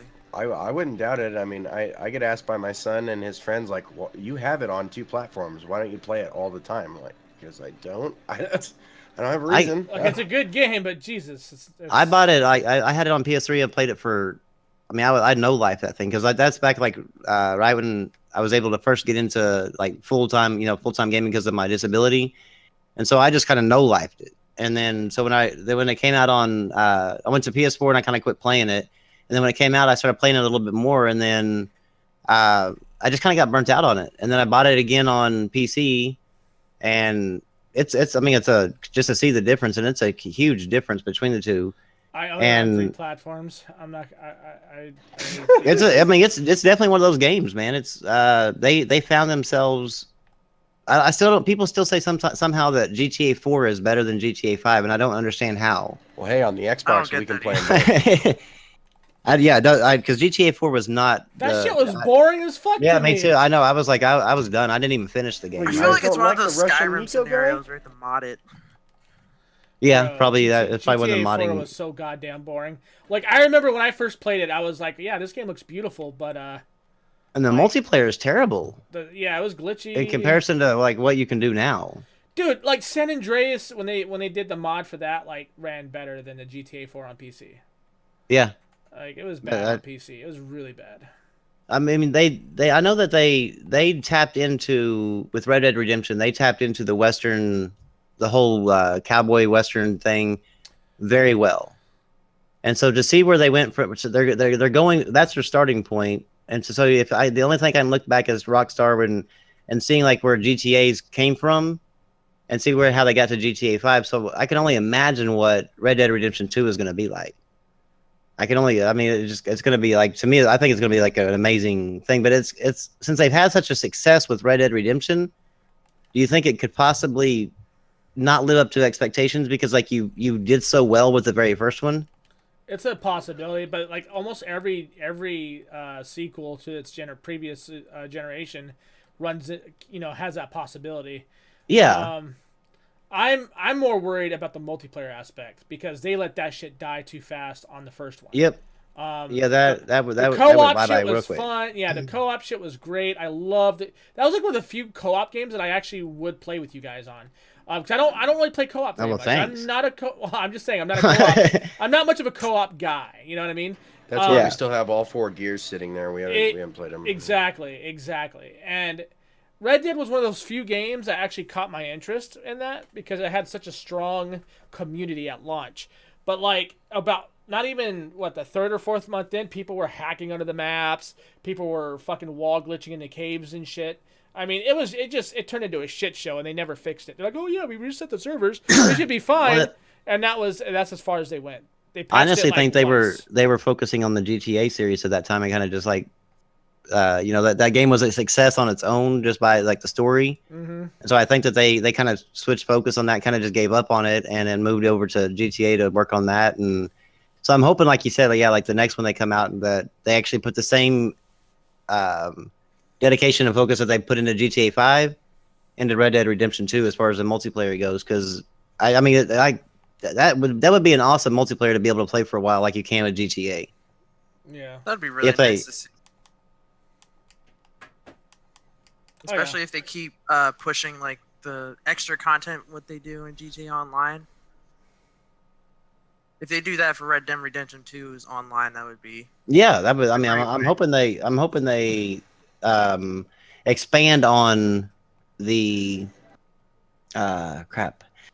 expand on the way they did it before, like they're and kind of like make it to where it feels more. Because GTA Online kind of feels like the story mode just with multiplayer, and that one, the Red Dead Redemption didn't really feel like the story mode with it. I mean, it had that aspect, but I mean, it didn't really feel like it does kind of like with the GTA. So I like to see them be able to, because that would be cool to have like that feeling, that like huge wide openness and stuff, and being able to have that. So I'm hoping that they expand on it and take care of it.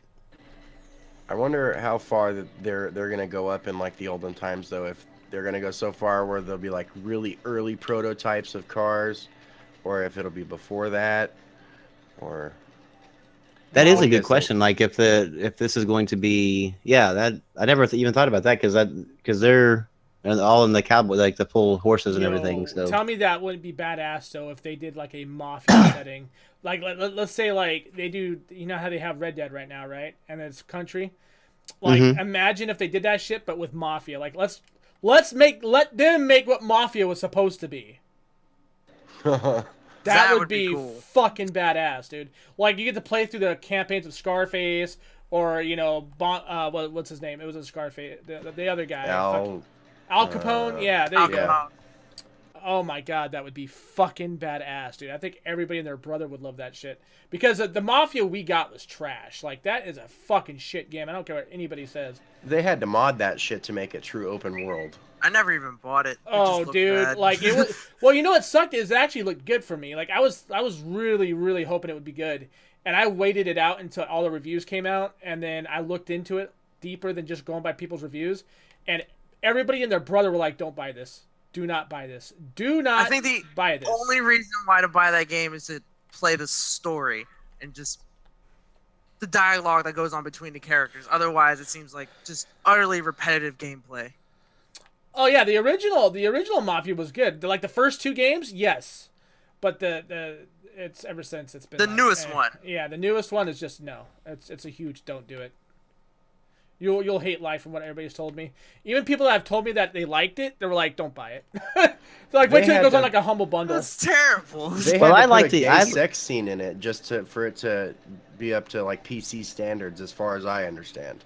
Oh well, no, that like the gay sex scene, like the people made like a huge deal about that, but I mean, from what like like another person that has got to that point, I didn't play it long enough to get to that point, but they said that you don't even have to see that. you can just like run by. But people like slowed down. Like people were like saying they were offended, but they had to slow down and stop and take a video of it. I'm like, going, you weren't offended if you're doing all this. Like you would try to get away from it as quickly as possible. But yeah, you're taking video and posting it and everything. Like, yeah, come on, you thought it was funny, but Or you were into it, one of the two. yeah, I mean, yeah, but I mean, they said that you can, if you don't really actually pay attention and look for it, it's not something that you're going to, like they said, like from what I got told, it's not something that you're going to really notice or whatever, unless because you'll see the two people or whatever, but you're gonna have to kind of slow down and like try to figure out if it's two guys or you know, a guy and a girl or whatever. You just kind of just run by it and move on. But I mean, I feel like that they possibly especially with it being in the setting, the year that those things are in, I feel like it's probably very much towards the PC setting, you know, to make sure that somebody was like, you know, some gay or whatever was represented. So it's unfortunate that they do that in these games, but that's where we're at in this world. I think it's kind of asinine that, like, I mean, people did the same thing with Kratos. Remember when the Booby game came around, the PlayStation 3 game? Oh, like, yeah. You like you played the game and you were like banging some chicks, you know, and like same with the PlayStation 2 version, same thing. They had like a sex game. It was funny. It was great. And you know what? I wouldn't have been offended if it was two guys and I was playing that game. Like, why the fuck would I care? I thought that shit was amazing. Yeah, I mean, I don't. I'm just saying, like, to be offended these days about sexual content in like mature rated video games. I mean, this is where I think parents should and older people should be like, huh, that says mature on there. What does that mean? Mature. Parents will buy their kids anything. Yeah. Well, I don't know. pretty I don't much. understand like the adults getting offended. I mean, like, even if you were against gay people or you didn't like the whole thing, like why, like, even if I like when you look at something like a game and you see like sex scenes, I'm not thinking, ooh, I can't wait to see that sex scene.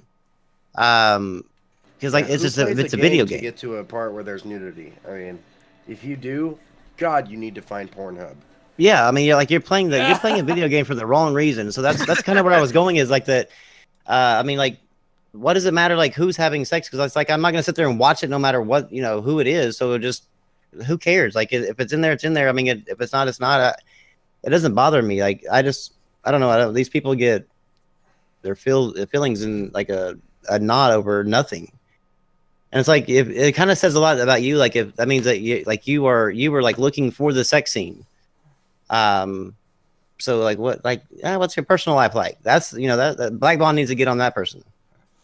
Pretty much. If you're playing video games to get off, like, that's kind of weird. Just Yeah, throwing that out yeah, there. because there's so much free shit out there. Like, why you're spending $60 just to get that one little sex scene that might be in there? Yeah, this is kind of ridiculous. Your priorities might be a little bit. It's like Skewed.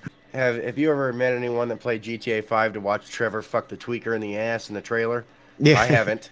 I didn't even know that even happened, to tell you the truth. Oh 'cause yeah, he's fucking the chick and like the boyfriend comes over and he breaks into the fucking house. Okay, yeah. He cusses at him and shit. And he's like, "I'm sorry, Trevor, I didn't mean it." And he then like he goes out and breaks kills his him, right? fucking skull in, dude. That was amazing.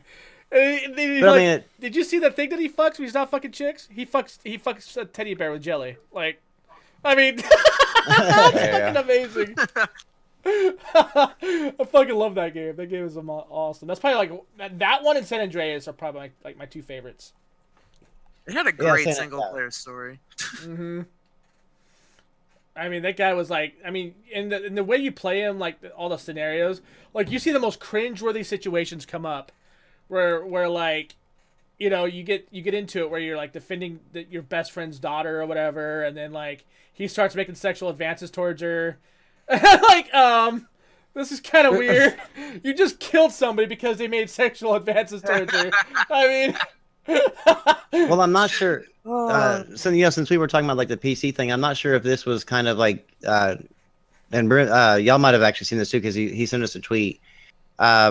Besides, he said The Last of Us is, in his honest opinion, the story. He said it's all about the story, I guess. He said, "What is your opinion on Naughty Dog's decision making Part 2?" I don't know. I don't really care. Does it bother you the direction that they went? Yeah. Part 1. What You was never played part 1? what was I the never did. It was the reason why I bought a Brim, PS4. Brim, drop and him, I drop never him bought down, drop him down. He doesn't need to be up here. What? I didn't beat the game either, but I know of the ending, and I could All right, care well, less. I could. We're care gonna be less, looking for a really. new host. Damn. Sorry, I don't buy into overhyped games too If much this these is days. the way this Uh, conversation's going, I'm just gonna say I played Last of Us. I loved it, and I can't wait for the second one. See, you were smart there. I like that. See? No, I loved it. I mean, I didn't think it was.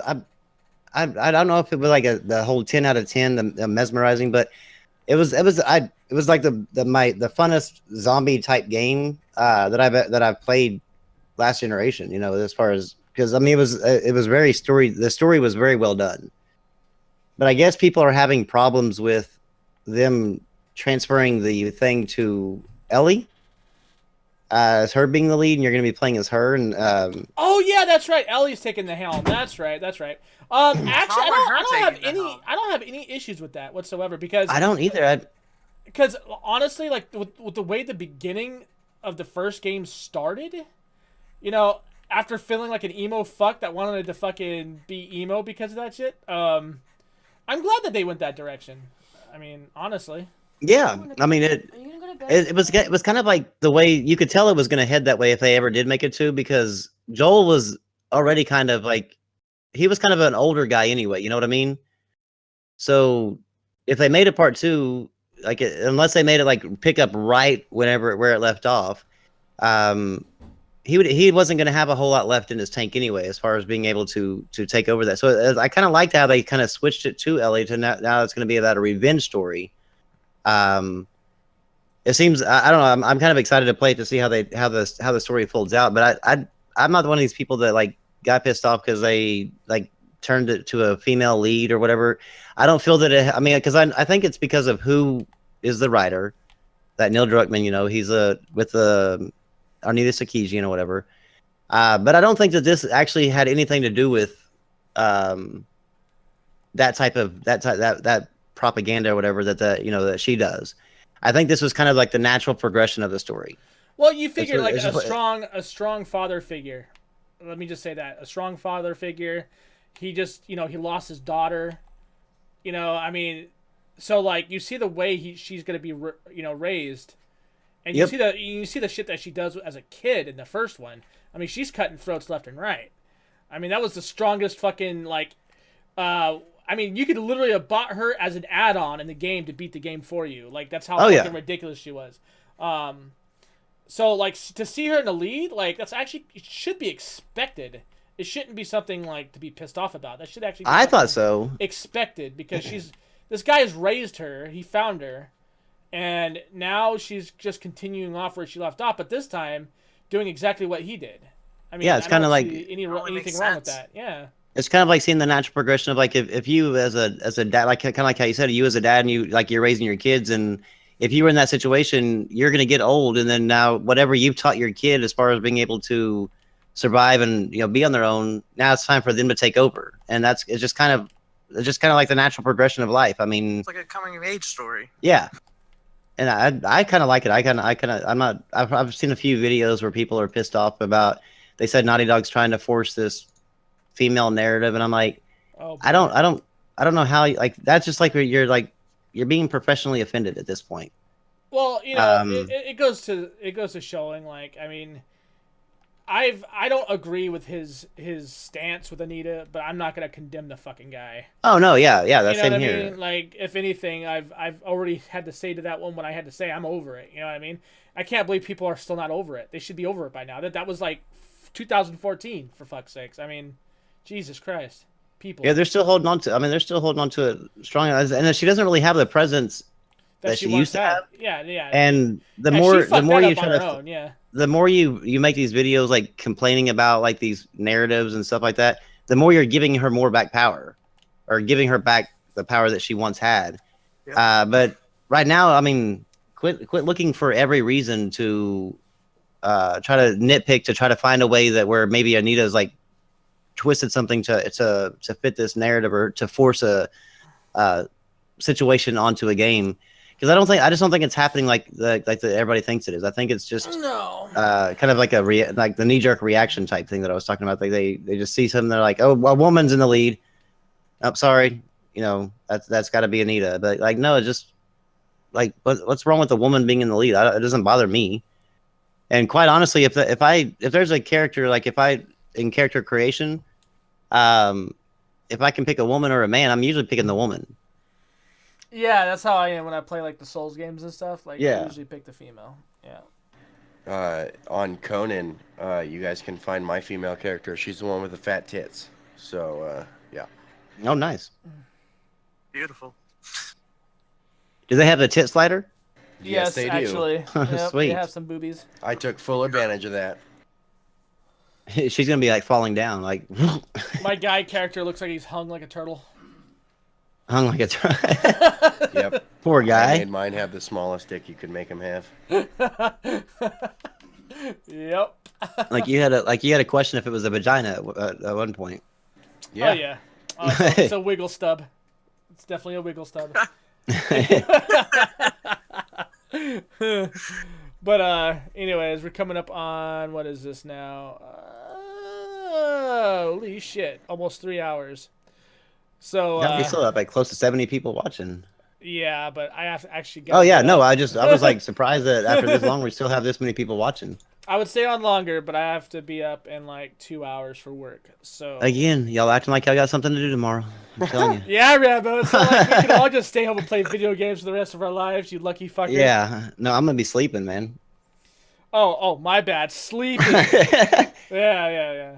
Some of us, have a social life. That's where I get my social skills at, is like sleeping. So Social life Osmosis. is sleeping, huh? yeah, that's through osmosis. I get it. He wakes up and his Twitter's blown up because he like logged off for the night with something ridiculous to say.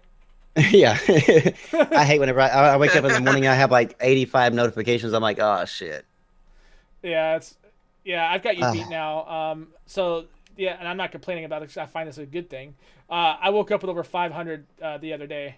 And I was like, and that was between our Twitter. That was between the Twitter and the channel.